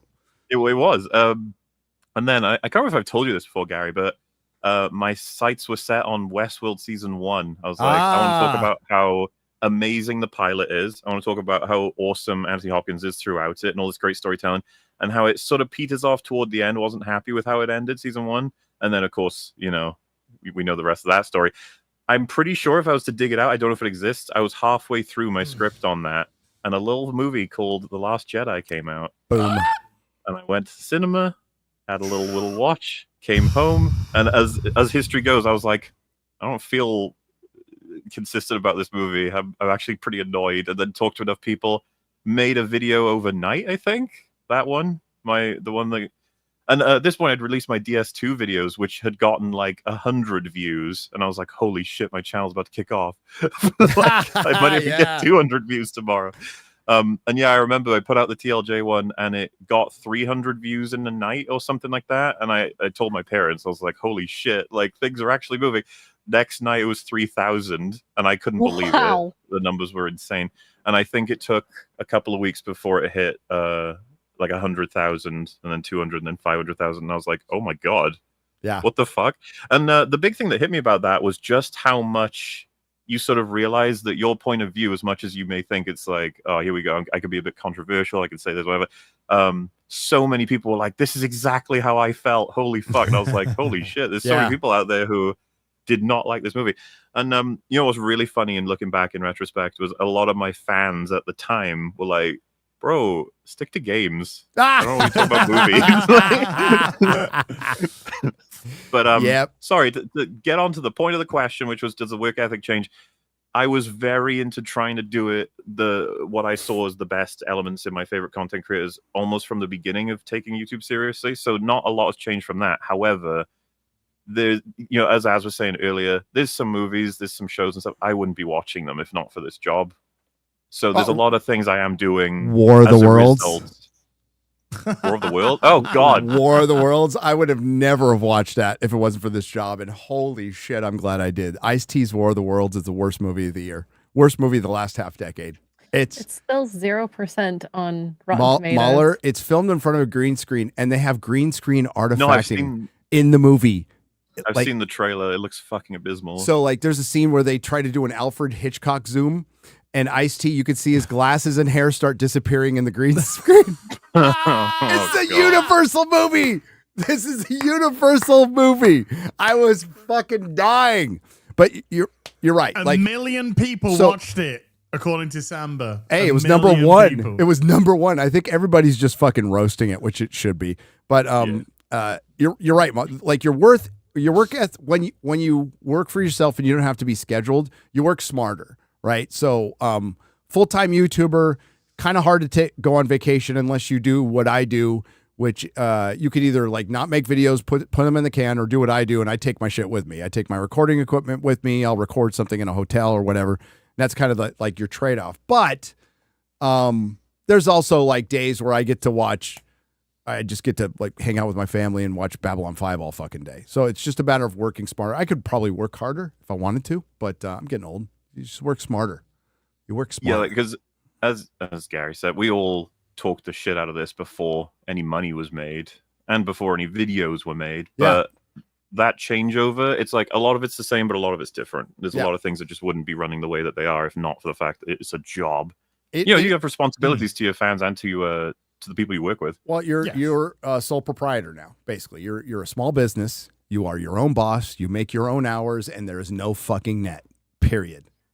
There's nothing like it could crash and burn tomorrow, and that's small business. And I would give me that any day over the security of having to work for a corporation, which I did for many, many, many, many years. And it's great if you get it, and it's good to have benefits and stuff, and it's great. But I prefer, I would rather sell hot dogs on the street than go back and work for Tesla. As good as Tesla was, Tesla was probably the best corporation I ever worked for. But it's just not my jam. It's not my thing. I don't like all these dumb rules that change all the fucking time and middle management justifying their existence. It drives me crazy. Cole Hauser. Arrah! For 20 Canadian. By the way, thank you for the 20 Australian dollars. Hasil. Thank you. Good question. Cole Hauser. Arrah! For 20 Canadian pesos. Hail Gary MauLer as my white brother. And X-Ray as why wasn't there a sequel to the movie Karen? I so wanted one. I know MauLer wanted one too. Best part of the Kentucky Fried movie was the white guys yelling the N-word. So Karen was amazing. She dies at the end of Karen. Yeah. Well, there could be another Karen. No, Gary. Some people would say that ends the story. Cyborg Karen. Cyborg Karen. Better? Oh. We can make it an AI She's allegory. Coming to replace the manager. Karen Resurrection. Oh, it would be so good. Man. Steve-O donates it was, man, that was a moment in time. That movie's funny. So the thing about War of the Worlds is it was made during COVID. It was on the shelf for 5 years. So it's Ice-T staring at a screen, speaking of the Karen era. And it's individual actors on phones and you're reading text the whole time. And it's just Ice Cube's face staring at a screen. And like you get some of the best Ice Cube facial expressions. I don't know what he was fucking acting off of. I think they were reading their lines off the monitor. MauLer, you have to see it. You have to see it. I mean, I'd be tempted to do like a War of the Worlds arc, you know? Let's fucking do it. Oh my God. You have to see it too. You have to see War of the Worlds. It's so bad. It is so fucking bad. I see what I'm up to tomorrow. Unfortunately, I think I have got Rip and the Sill back in the evening, but that's the afternoon for me. Steve-O for $19.99. Thank you for the donation. I appreciate it. Doesn't say anything. What's up, Steve-O? Tyler, 2 parts for $20. MauLer, your video is either Soma or Outlaws. I've been speculating with the people in the live chat for your before your supercuts, and I just want to say it's been a blast trying to guess what this year's video is. I love that. I love that it's I know what it is. Yeah, you do. And I know it is. And wait, he's not done. Well, I'm not convinced Outlaws would work for an Unbridled. I look forward to what you end up creating, the anniversary and OFC, the final clue on SAT. LOL. Well, it's not. The clues don't necessarily end next episode because I'm trying to think of all the different things I could say here. First of all, I just want to say for anybody who's like Soma, he's already done a video for that. I have said before casually on stream, I adore that game so much that I'm tempted to go and make something for it in the sense of like specifically for it one day. I don't know. And I guess, you know, Outlaws, I'm not going to rule it out. Who knows what may or may not be the case. But what I will say is that within the next however long, I'll probably lock in what the game is. But that doesn't mean I'm anywhere closer to fucking releasing this thing. But I will say it's not an Unbridled video. This is... I don't even exactly know how to describe what this is. But it's enormous. It's enormous. Matron. Yeah, I don't know. That's I mean, I want to do this one real quick. Quicks. Simpin on Sipcast for $2 says, "Az, will you sumo wrestle Tom for Midnight's Edge? Only if they're wearing Superman shirts." Okay. Az has a height advantage on Tom. He does. A little bit of a height advantage. But pay-per-view, let's go. My mother used to watch some Star Trek. Now my brother wants to watch it as a family. He wanted to watch some of the newer stuff, but I insisted we start with the original. Does it matter where we start? Yes. And is there a point to just stop watching? Yes.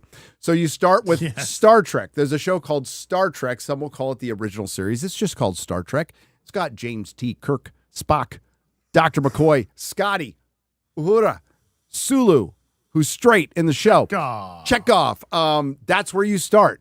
And then if you want, you go to gain strange. Then you go to the animated series, but your family's probably not going to watch that. So then you go right to the movies.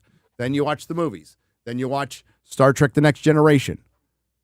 Then you can mix in DS9 and Voyager. I would just go right to DS9, but Voyager's it's decent too. And then you watch Enterprise, and then you don't watch anything ever again. It's over after that. Do you want to pick a couple of Next Generation movies? Would you watch a couple of those? Not really. No. Honestly, the most Star Trek of them all is Insurrection. Insurrection is the most. Insurrection is the most Star Trekky, but they're not the same characters from the TV show. No, it turns into Action Picard. Yeah. Sex symbol, Action Picard. It's like he's got like cut off shirt on. He's swinging around, and all the ladies are being like, "Oh, Picard!" Worf turns into a fucking goat character throughout Next Generation and DS9. Just absolute goat. Do you know character. In Star Trek lore, Worf actually takes over as captain of the Enterprise? I'm fucking down with that completely. Always. Disney has adopted the tech industry's 70-30 rule, which entails rolling out a project when it's 70% complete and addressing the remaining 30% on the fly. However, the approach does not work in the entertainment sector. It doesn't, and which is funny because they're not a tech company, but Hollywood's turning into one. I mean, they're basically run by Netflix and Amazon and Apple. That's where the big money is. Disney's the biggest singular entertainment company, but it's the biggest because it's an experience company. It's not really entertainment. Where they make their big bucks is off the cruise ships and off the parks and all that stuff. They ain't making that much money off their movies, especially now. Broadcast, like ESPN, it's all the shit they bought. But Disney at its core, the family brand that made animated movies and occasionally did some live action stuff, that's gone, man. Long gone. They're just conglomerate schlocky poo. That's the scientific term, by the way. Az and Gary, based off your influence, I've placed my first ever order with Sideshow, which is the ASBAT. Oh, yeah. And I think you've started a new expensive addiction. So thank you, chaps. Hail to you all and the fellowship. Your wife probably hates us, or your girlfriend. Yeah. Thank you for you're going to love 20 us. British pound, but you're going to love us. Yeah, ASBAT is fucking sweet. That is sweet. Yeah. I cannot. Oh, man, that's some dreams come true. You know what? Shit the one thing, FF, we're finally getting a 1/6 scale thing. Yeah. Long overdue. Although I've only pre-ordered the Galactus. I pre-ordered Thing and the Galactus. I'm not touching anything else. So, yeah. Like Pedro Pascal, if I could rip his head off, I'm ripping his head off on live. That would be really immature. I should do it. Just don't throw it at a monitor and break it. Oh, dude. What did Andrew Garfield ever do to you? Nothing. That poor guy. Enoch Maman reviews. By the way, just to let you know, the Naked Gun has managed to hold off Superman on Monday. What? Hold on. So Naked Gun has actually beaten Superman on Monday. No. And the Bad Guys 2 is ahead of that, and Fantastic Four will be number 1. But yes, I thought after the weekend, Naked Gun was just gonna fucking ooh. But a few tens of thousands. Hey, I've seen the Naked Gun. I've seen the Naked Gun twice.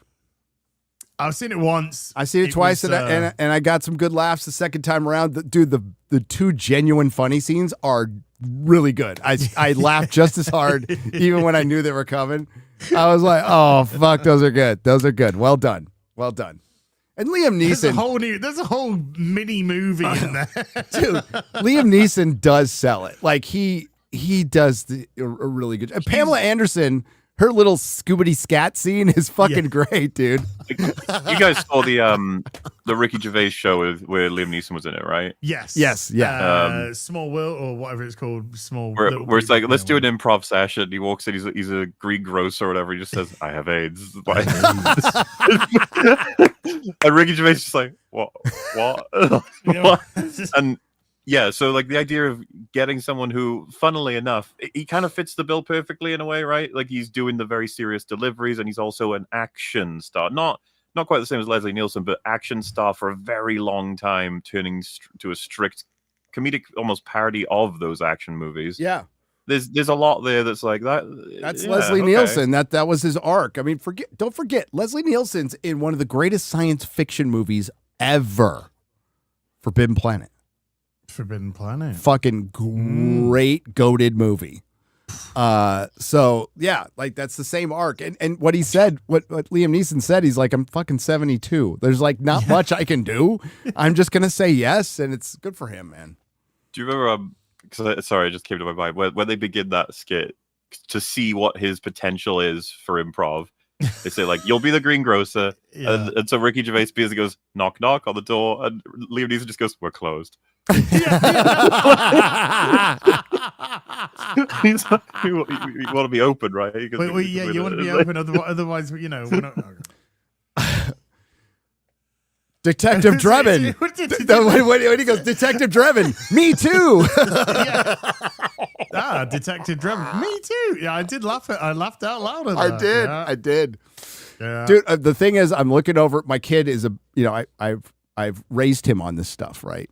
And we just did the comedy arc too, so like it's all fresh in his head, and he was loving it, dude. He was gut laughing. So he succeeded. Like the John Wick scene where they just start doing the fighting. I know. And then no spoiling if it no actually spoiling. It devolves into something. It turns into there's a fight scene, MauLer. Pay attention to it.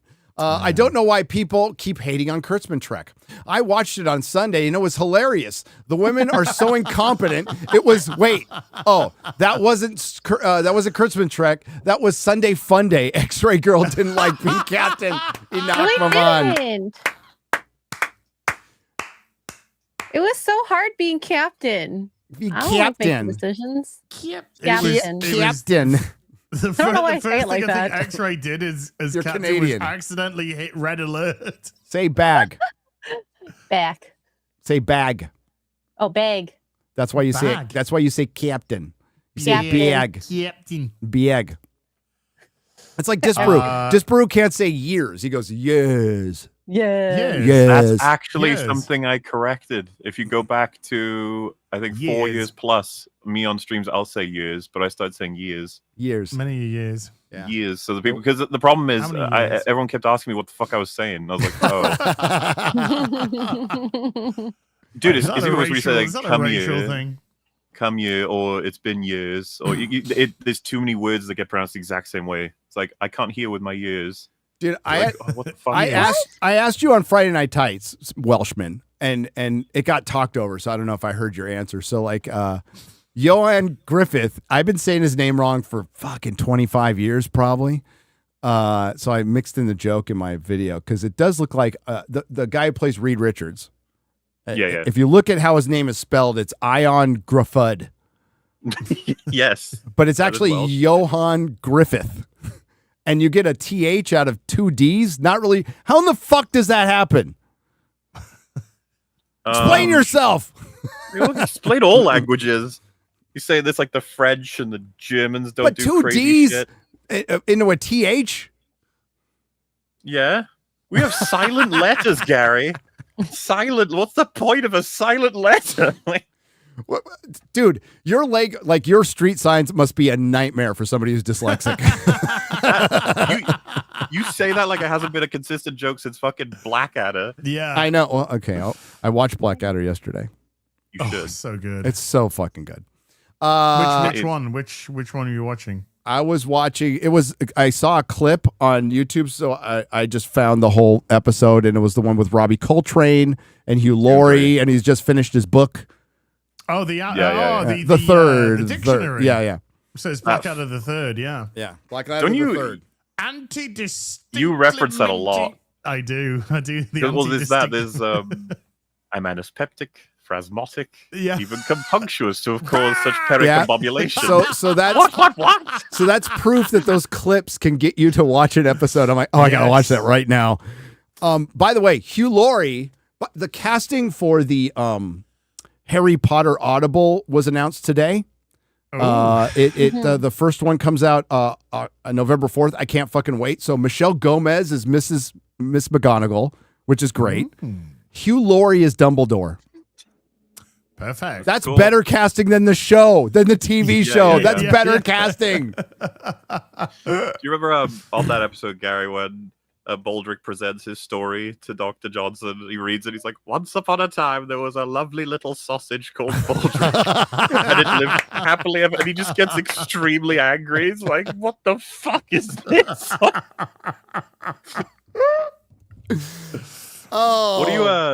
What do you prefer, Blackadder at its best or Faulty Towers at its best? I gotta say Blackadder personally. Like Blackadder the second, Blackadder the third, and Blackadder Goes Forth are unbelievable. I think Blackadder Goes Forth is the best, and it's actually a masterpiece. It's genius. It's everything. It's comedy. It's gutting. You know, it's oh man, that final episode, dude, it got me big time. It took 10 years, and he finished his book. I'm a slow reader too. I've only ever seen Blackadder, was it through time, back and forth through time or whatever, once, and I can't remember anything. They used to show it on the PBS. It's okay. That's just nowhere near as good as Goes Forth. Hey, you haven't answered yet, Gary. Can't escape this. What? Faulty Towers or Blackadder? Oh, I haven't seen enough of Blackadder. I'd have to go back to back. I love Faulty Towers, dude. I grew up on that shit. It was on PBS all the fucking time. Also, I say this, like, I absolutely adore Blackadder and watched it since I can even remember, but I think Faulty Towers just edges it out. Faulty Towers is so good, dude. I rewatched them both back to back with Mel when he last came over, and we were losing it. Obviously, I gotta watch them back to back. I'll let you know. I'll report back to you. That's a good question. I'll do my homework. It'll be really difficult. Immolation FR on the Streamlabs for 50. To survive the 4th by the skin of my teeth. Most of my neighbors are gone. I have worked from 5:30 a.m. to 9 p.m. sometimes later every day since. See more than I want to remember. FNT, BBC, EFAP, and Unsub have given me an escape from brief moments. Thank you. Thank you. Thank you. Unsub is great. Talked to Eli yesterday. Text. Fuck those other guys, though. Including FNT. What a bunch of fucking retards. What a bunch of retards. That fucking dinosaur clip, dude. I was laughing so fucking hard at that. I'm like, God damn, we sound like idiots. But, dude. That's the whole point, isn't it? It's funny. When you're there, like when you see it as a clip and you see Az go, dinosaur go, rah. Dinosaur. That got me.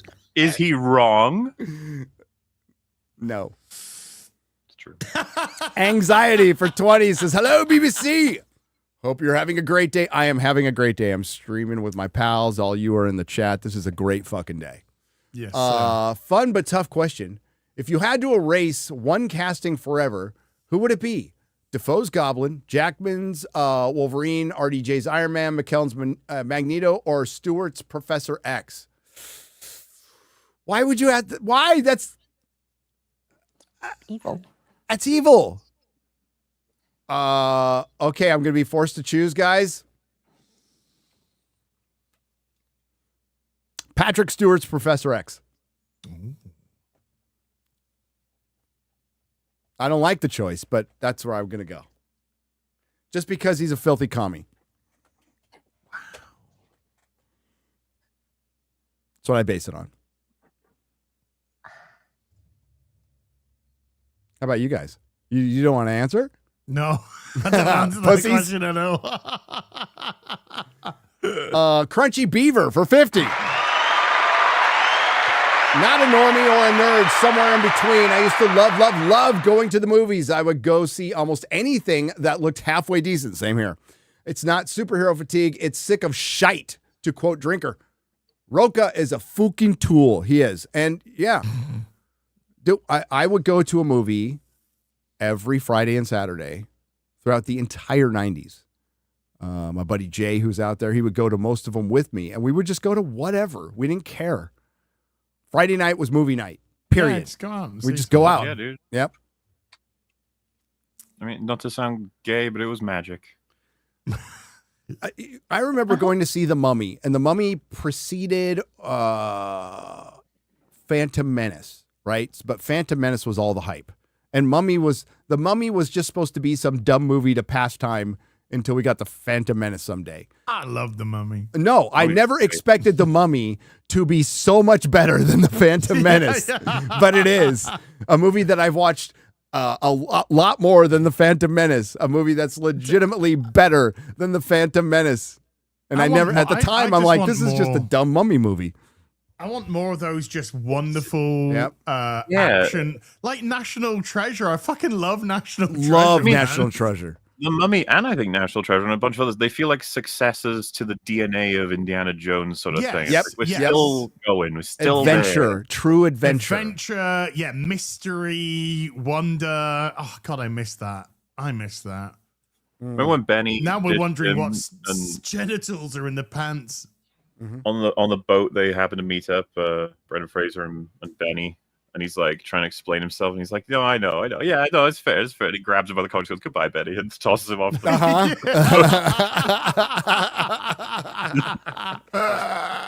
That actor doing his like squealing as well, like yeah. So good. Dude, and the Pirates movies. You know, the first Pirates of the Caribbean. I've only So seen the first. That's all I want to see. Oh my That's all I god. want to see.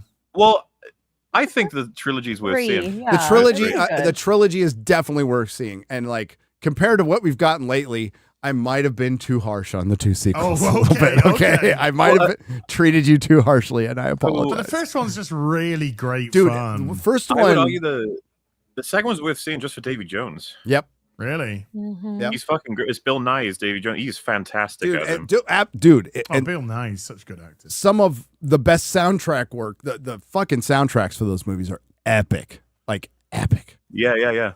and the effects Well, are great. I mean, and the fights, they're good shit. Yeah. Sword fighting in that. The cannons, the ship battles and shit. Like the third act of the third movie, as much as there's lots of shit on in the third one, you know, Barbossa directly battling Davy Jones directly. It's rad. battling. Like It's rad. this I mean, it's awesome. Like the sound. the You remember the part, right, Gary, where Davy Jones and Jack are dueling on the top of ships with the music playing. You got the choir going. There's rain everywhere. They're fighting over trying to get the chest that has Davy Yep. Jones's heart in it that controls the sea, so to speak. It's like, this is pretty cool. It was fucking cool. I was being a bit of a snob back in the day. I fucking love them now, dude. Well, that just supports the fact that like bad used to mean something else back then. I really hated that the Kraken was killed off screen. Everybody fucking hates it. It's fucking retarded. Bitch move, killing him off screen.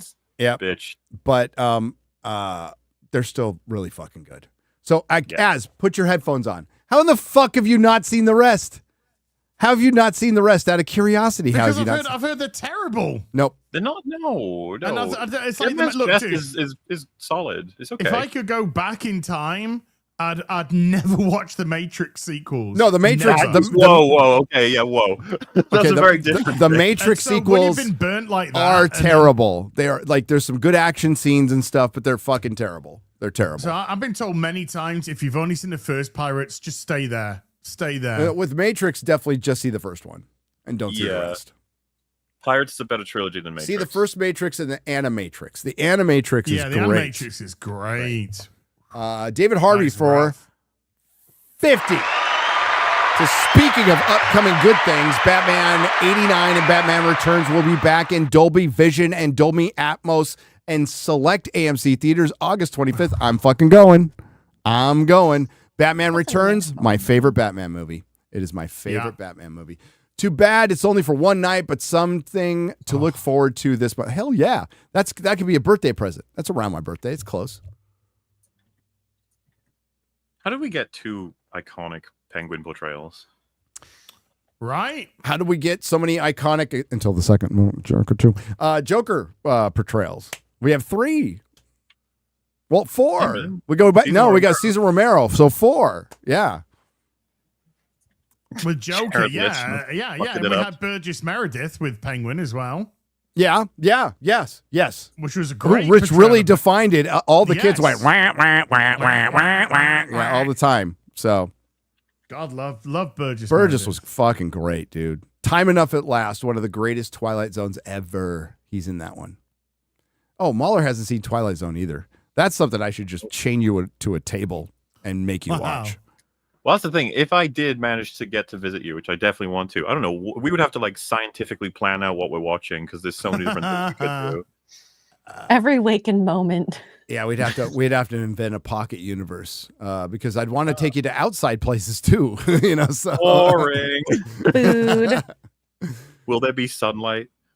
here, if you come visit me, there will be Access. lots of sunlight. Lots. I'll wear a hat. It's okay, MauLer. You don't need to tan. You can stay indoors mostly. That's what I do. Jesus Davila for $20 says, MauLer, I have a video game recommendation called Cryostasis. I remember watching the gameplay back in 2010s. It was for PC. Never got to play it myself, but I have a hunch you might like it. Sure, I can put that on my ever-growing list of things to have a look at. Thank you. Spartan for $20 says, hi, Gary, you old bastard. Thank you. Getting older every day. MauLer, why isn't metal in the past movie EFAPs? As who is your favorite combiner? I really want to see Menasor. Menasor in the new. Oh yeah, Menasor in the two Transformers comics. Okay, it's a Transformer. And I'm pissed. Ironhide hasn't made an appearance yet. I mean, hey, look, you stick with the comments because that's doing great stuff. Stick with it. You know, the reason why you're not seeing them all at the minute is because there is such an energon shortage that they are having to be so strategic with which ones they can bring back, and obviously we're seeing that Which some is have been cool, brought by back the and- way. Oh, it's Very great. cool. It's so good. Yeah. I've just recently finished my Defensor. My blades just arrived, so I've completed the Defensor. My favorite combiner, though, it's a there's a heart in the head. Devastator is just to me is the GOAT. But I also have a huge place in my heart for Bruticus, because that's the one that I nearly managed to complete as a kid with the original toys. I never had Vortex, so I used to put Dead End on as the arm from Menasor. But Bruticus, Devastator is just, it's the daddy, absolute daddy. But I'll be getting my Dead End from Fans Toys really soon. Are you supposed to put the popcorn in here? Yeah. Like, there's no like inner tray. Sorry to interrupt No, you there. it's just- Oh, that yeah, it's you just- are, and yeah, it's just 2 pile it in. larges Yeah. that fit that- in there. That was an ad level interruption, by the Yeah. way. It just Yeah. no concern for what was being said at all. Oh yeah, I would never interrupt you like that, MauLer. But like, as I don't give a shit. It's fine. It's fine. But my Dead End's arriving soon, and I'm going to do a stream where I'm going to build Menasor. So I'm going to build my Fans Toys Menasor. This thing just is- waiting for Dead End. Dude, this thing is fucking awesome. It's This brilliant. is yeah. fucking awesome. It's well worth it. This is so I fucking shouldn't cool. regret I don't yeah. regret getting this at all, dude. This is fucking great. I don't know where Yeah. the fuck I'm gonna put it, but goddamn, that's As awesome. to what I was I asked, by the way, I was just going to say, I can't, Cryostasis, I can't see it on Steam, unfortunately, but it does exist. I'm not sure how exactly. Why to get a wasn't hold- metal on past EFAP? Yeah, well, that was a that's a question. weird one because he's actually on the most EFAP movies while not being a host. The way we do it is the hosts have to be there, so that we rotate guests. Metal ends up being on a lot of them because he likes his movies, likes reacting to stuff. And Metal's good. So, Metal's yeah. great. He's We a love cool Metal. guy. All the EFAP guys are great. Aw. Josh Kelsey for $19.99 just drops it. That's what he does. Hail Josh. We're gonna get a few more and then we're gonna have to take off. Eddie Brock 9043. What's up, brother? For $5.99 says John Bernthal's new Punisher design looks awful. Way too flashy. You'd think he was a modern COD skin. Also, is he using a tank against Spidey? I don't know. Okay, you might not like this take, Eddie. I want to see Punisher in his comic book costume and not like the modern one. I want to see him in his old school comic book costume with his white boots. That's what I want to see. Like the skull you're seeing is like the modern one. I want the old school fucking skull. That would be awesome. That would be cool. Just do it once. But everybody go, it looks cheesy. And I'm all, yep, I don't care. Remington PRD for $10. Gary, ask MauLer, you're the Avengers versus super gay Thanos in crotchless pants, slapping his Infinity Gauntlet condom to power up. What's your strategy to stop him? Monkeypox, Ray. I can't believe that was a real question. There you go. Feed him X-ray girl. I get the monkeypox stone. I could say something worse. Okay. AIDS. Gotta give it AIDS. The STD. There's a new X-Men called AIDS, and it just gives people AIDS. Mutation.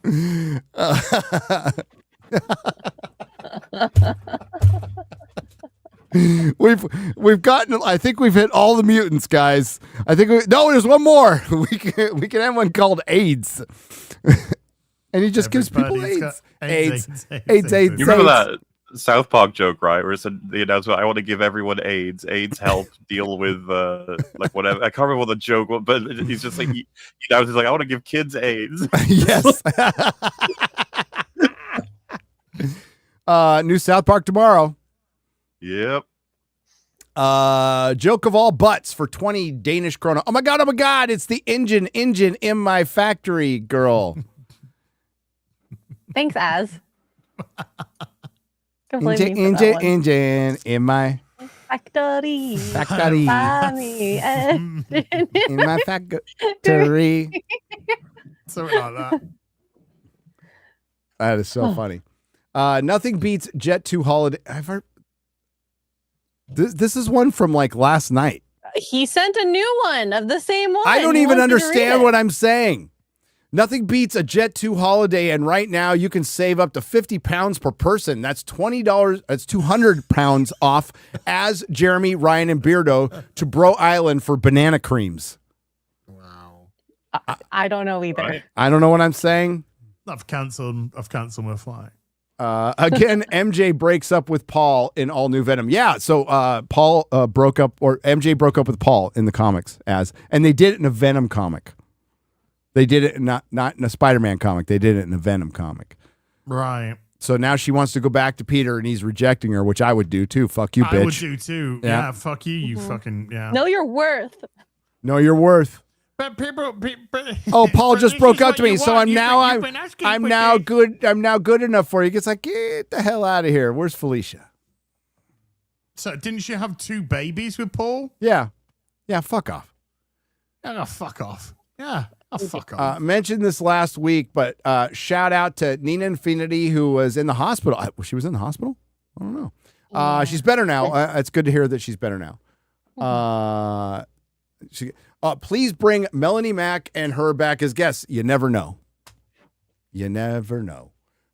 Thank you, Eddie Brock. Mr. Mixoplex for $4.99. I'm 65 years old. You're fucking old. But thank you for being here. And seeing the new Tom Holland Spidey suit made me tear up straight from the comics. Best live action Spidey suit. No question. It is one of the. I kind of like the logic as well. The idea being that if you remember the suits prior, there's elements that are close, but he didn't quite get there. The implication is supposed to be that he's been inspired by having met Tobey Maguire and Andrew Garfield. That's why he made that in this suit. in universe. in universe that works for me, and I've been waiting to see that since I was a kid. And I can say this definitively, since Christopher Reeve, anyway, it is the most comic book accurate comic costume to date, with respect to Christopher Reeve's Superman, which was accurate too. But it's way more accurate than the only thing that comes close is maybe Iron Man, but like I'm a comic book Iron Man fan, so I prefer.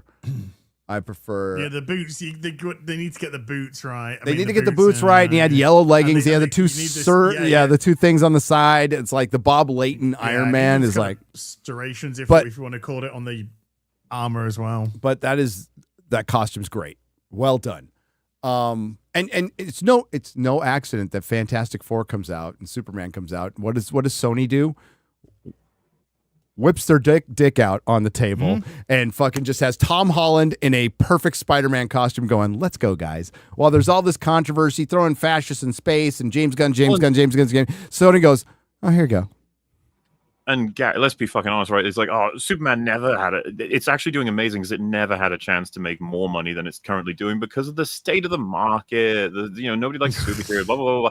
When Spider-Man comes out and fucking blows $1 billion, it's just really like, oh yeah, shit. Well, okay. A little bit more complicated, maybe. And we'll be talking the opening weekend box office, and it'll just be massive. It'll be massive. And Spider-Man is the people like to use S tier, but as far as comic book characters in movies that are going to guarantee bring people in, Spider-Man's the S of S tier. He is number one over Batman right now.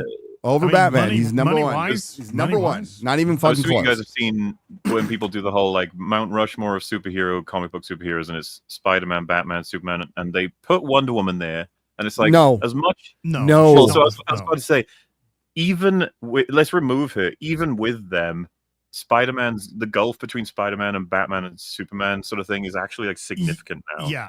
So Jeremy was getting some clap back for what he said. I don't know if people heard him right, but he's saying prior to the MCU, which is pretty much comic books, who were the S tier comic book characters, the ones that sold the most comic books, that put people in the comic shop, that had the most merch, that were the most recognizable, that were the coolest. The X-Men. Yeah, and you got to put Wolverine basically as the face of the X-Men. So it's Wolverine, and it's Batman, and it's Superman, and it's Spider-Man. Those are the top of the fucking top. They'll sell the most. Yeah. And then there's like a level right below that has Hulk. Hulk is really close there. Hulk sells a lot. But and Wonder Woman. Now Wonder Woman's the most iconic female superhero, and she sells like merch, and she does really well, but her comic sales would have not eclipsed anything Wolverine solo, not even fucking close to X-Men comic sales in the modern era. Now, back in the day, sold a lot of comic books. She did. But that was a long time now. So probably now. Yeah, I would say Wonder Woman. And I like Wonder Woman. Wonder Woman's a great character. I'm not just saying like if you wanted to put the top of the top of the top, it is. X-Men outsold everybody for the longest time. Like everything and everybody. Batman got really big. Like Batman was always a constant seller, but he didn't eclipse Superman until later. Superman was way higher and more popular than Batman for a while. Well, when I started collecting comics and I'd buy Wizard, and Wizard would have the charts. It's like the top 50 or whatever it is. It'd have the top 50 charts. And when I started collecting back in 92, 93, Batman was like number 16. Yeah, X-Men was just destroying everything. And Spider-Man. Like everything ahead of that was just Marvel. It was just X-Men orientated stuff. Yep. But what the MCU did that was remarkable was took two B-list. I'm not doing S tiers now. A-list, B-list. Took two B-list characters that I've always felt should be A-list. Iron Man and Captain America, and propelled them into A-list characters. Yep. So that's the one. And then Marvel managed to destroy that. Marvel Comics managed to destroy that. Yep. Help settle an online argument for me. Has Disney made any profit from its purchase of Lucasfilm? Yes. Yes. The answer is yes. I say they haven't because that's an insane spending on crap products plus lack of revenue. They made their money back through basically merchandise. I don't know about the films, Oh, but they made their money back through merchandise. So to say they haven't made their money now, they didn't invest that much money to make a little bit money back for a little bit of time. They paid that much money to make money forever. Yeah. If considering all of the Star Wars storytelling products, they're probably at a loss. All the TV shows, like I can't imagine, like Kenobi and Boba Fett and stuff, they've probably taken away the benefits they had from TFA, TLJ, somewhat from Rise of Skywalker. I'm not sure if they break even or if they go, I don't know. But you're right about like merchandise. And then didn't a lot of the sort of IRL projects have crashed though, haven't they? Like Star Wars Land, so to speak. Yeah. Or it was Galaxy. I suppose it's Galaxy. well, I think they're. I don't think they're making much money now. what is the High Republic? The High Republic's done. Oh. It's done now. After in 5 years, perpetuity. it's done. That's It's over. they bought that to make something in perpetuity forever, not just for. But they made a lot of money during the Force Awakens, even right up to the Last Jedi. Those were Force Awakens was a profitable movie. The merchandise was flying off the shelves, like absolutely flying off shelves. So they made a ton of money. You know who's made the most money though? You know who's made more money than Disney? George Lucas. George Lucas. George Lucas. George Lucas has, I think, tripled what he made selling it off of just stock. Aye. Yeah, he is very rich because of it. But yes, Disney's probably made their money back. But any chance of them continuing to make money in that, it should have been a money printing machine for them. That's what they invested, and now I think it's could be a loss leader at this point. Like fucking up Star Wars Land at Disneyland is gotta be top 5 most retarded decisions in entertainment. It was such an easy fucking win. Put a proper Millennium Falcon in there. Have Darth Vader running around. Fucking Lando Calrissian, Luke Skywalker, Han Solo, Princess Leia, R2-D2, fucking a real R2-D2 rolling around. C3. Kathleen Kennedy said, no, we don't want to make it for 50-year-olds. We want to have Kylo Ren and Rey. And they still stick with it. Kylo Ren. Lightsaber goes. Kylo Ren go more. Kylo Ren go. Kylo Ren smash his helmet. Kylo Ren fan fiction. Kylo, 50 Shades of Kylo. Kylo. Since Weapons is coming out soon, I figure I should ask, do you know Pedro Pascal was originally going to be in that movie? No. But Really? I would be surprised. But they had to cast someone else due to him being committed to Fantastic Four. Really? Wow. Oh, Was he going to be Josh Brolin's character? Because I could believe it. I really could. I could too. Gregory Brown. You seeing that soon, Gary? I'm going to try to see it Thursday. Sweet. Yeah. Gregory Brown for 50 British pounds, proper money. This will be the last one of the day. Only because you keep mentioning it, I've started watching Venture Brothers. Listen to this, guys, both of you. How did I miss this show? Well, it's okay to have slept on it, but Venture Brothers is not one of the best animated shows ever done. It's one of the best shows ever written. It is fucking hilarious. It is smart. And it is the perfect parody of all the things we love while showing love to it, while giving you a kind of serious story in this absurd, like Johnny Quest parody that turns into a Marvel Comics parody and everything else. It comes from the loins of the Tick and Ben Edlund, which I just rewatched the live action on Amazon. Have you seen that, MauLer? The Serafinowicz one? Yes. Yeah, I love it. I fucking love that show so much. It is so good. Perfect casting. He's so good. And it's so sad they didn't get to finish out this. And with all due respect to Patrick Warburton, who's great in it too, but he does an Adam West Tick. It's so good. There's just something so much fun about the Tick being this guy he's basically Superman levels of, unstoppable and extremely friendly, but like dealing with a world that's almost as cynical as the boys. Yes. The contrast is wonderful. Like, the thing right is, there, villain. you say almost as cynical because the Tick still like basically bakes it into the first one, still believes in the hero's journey, right? Yeah. Where the boys is just everything is crap, nihilism, blah, blah, blah.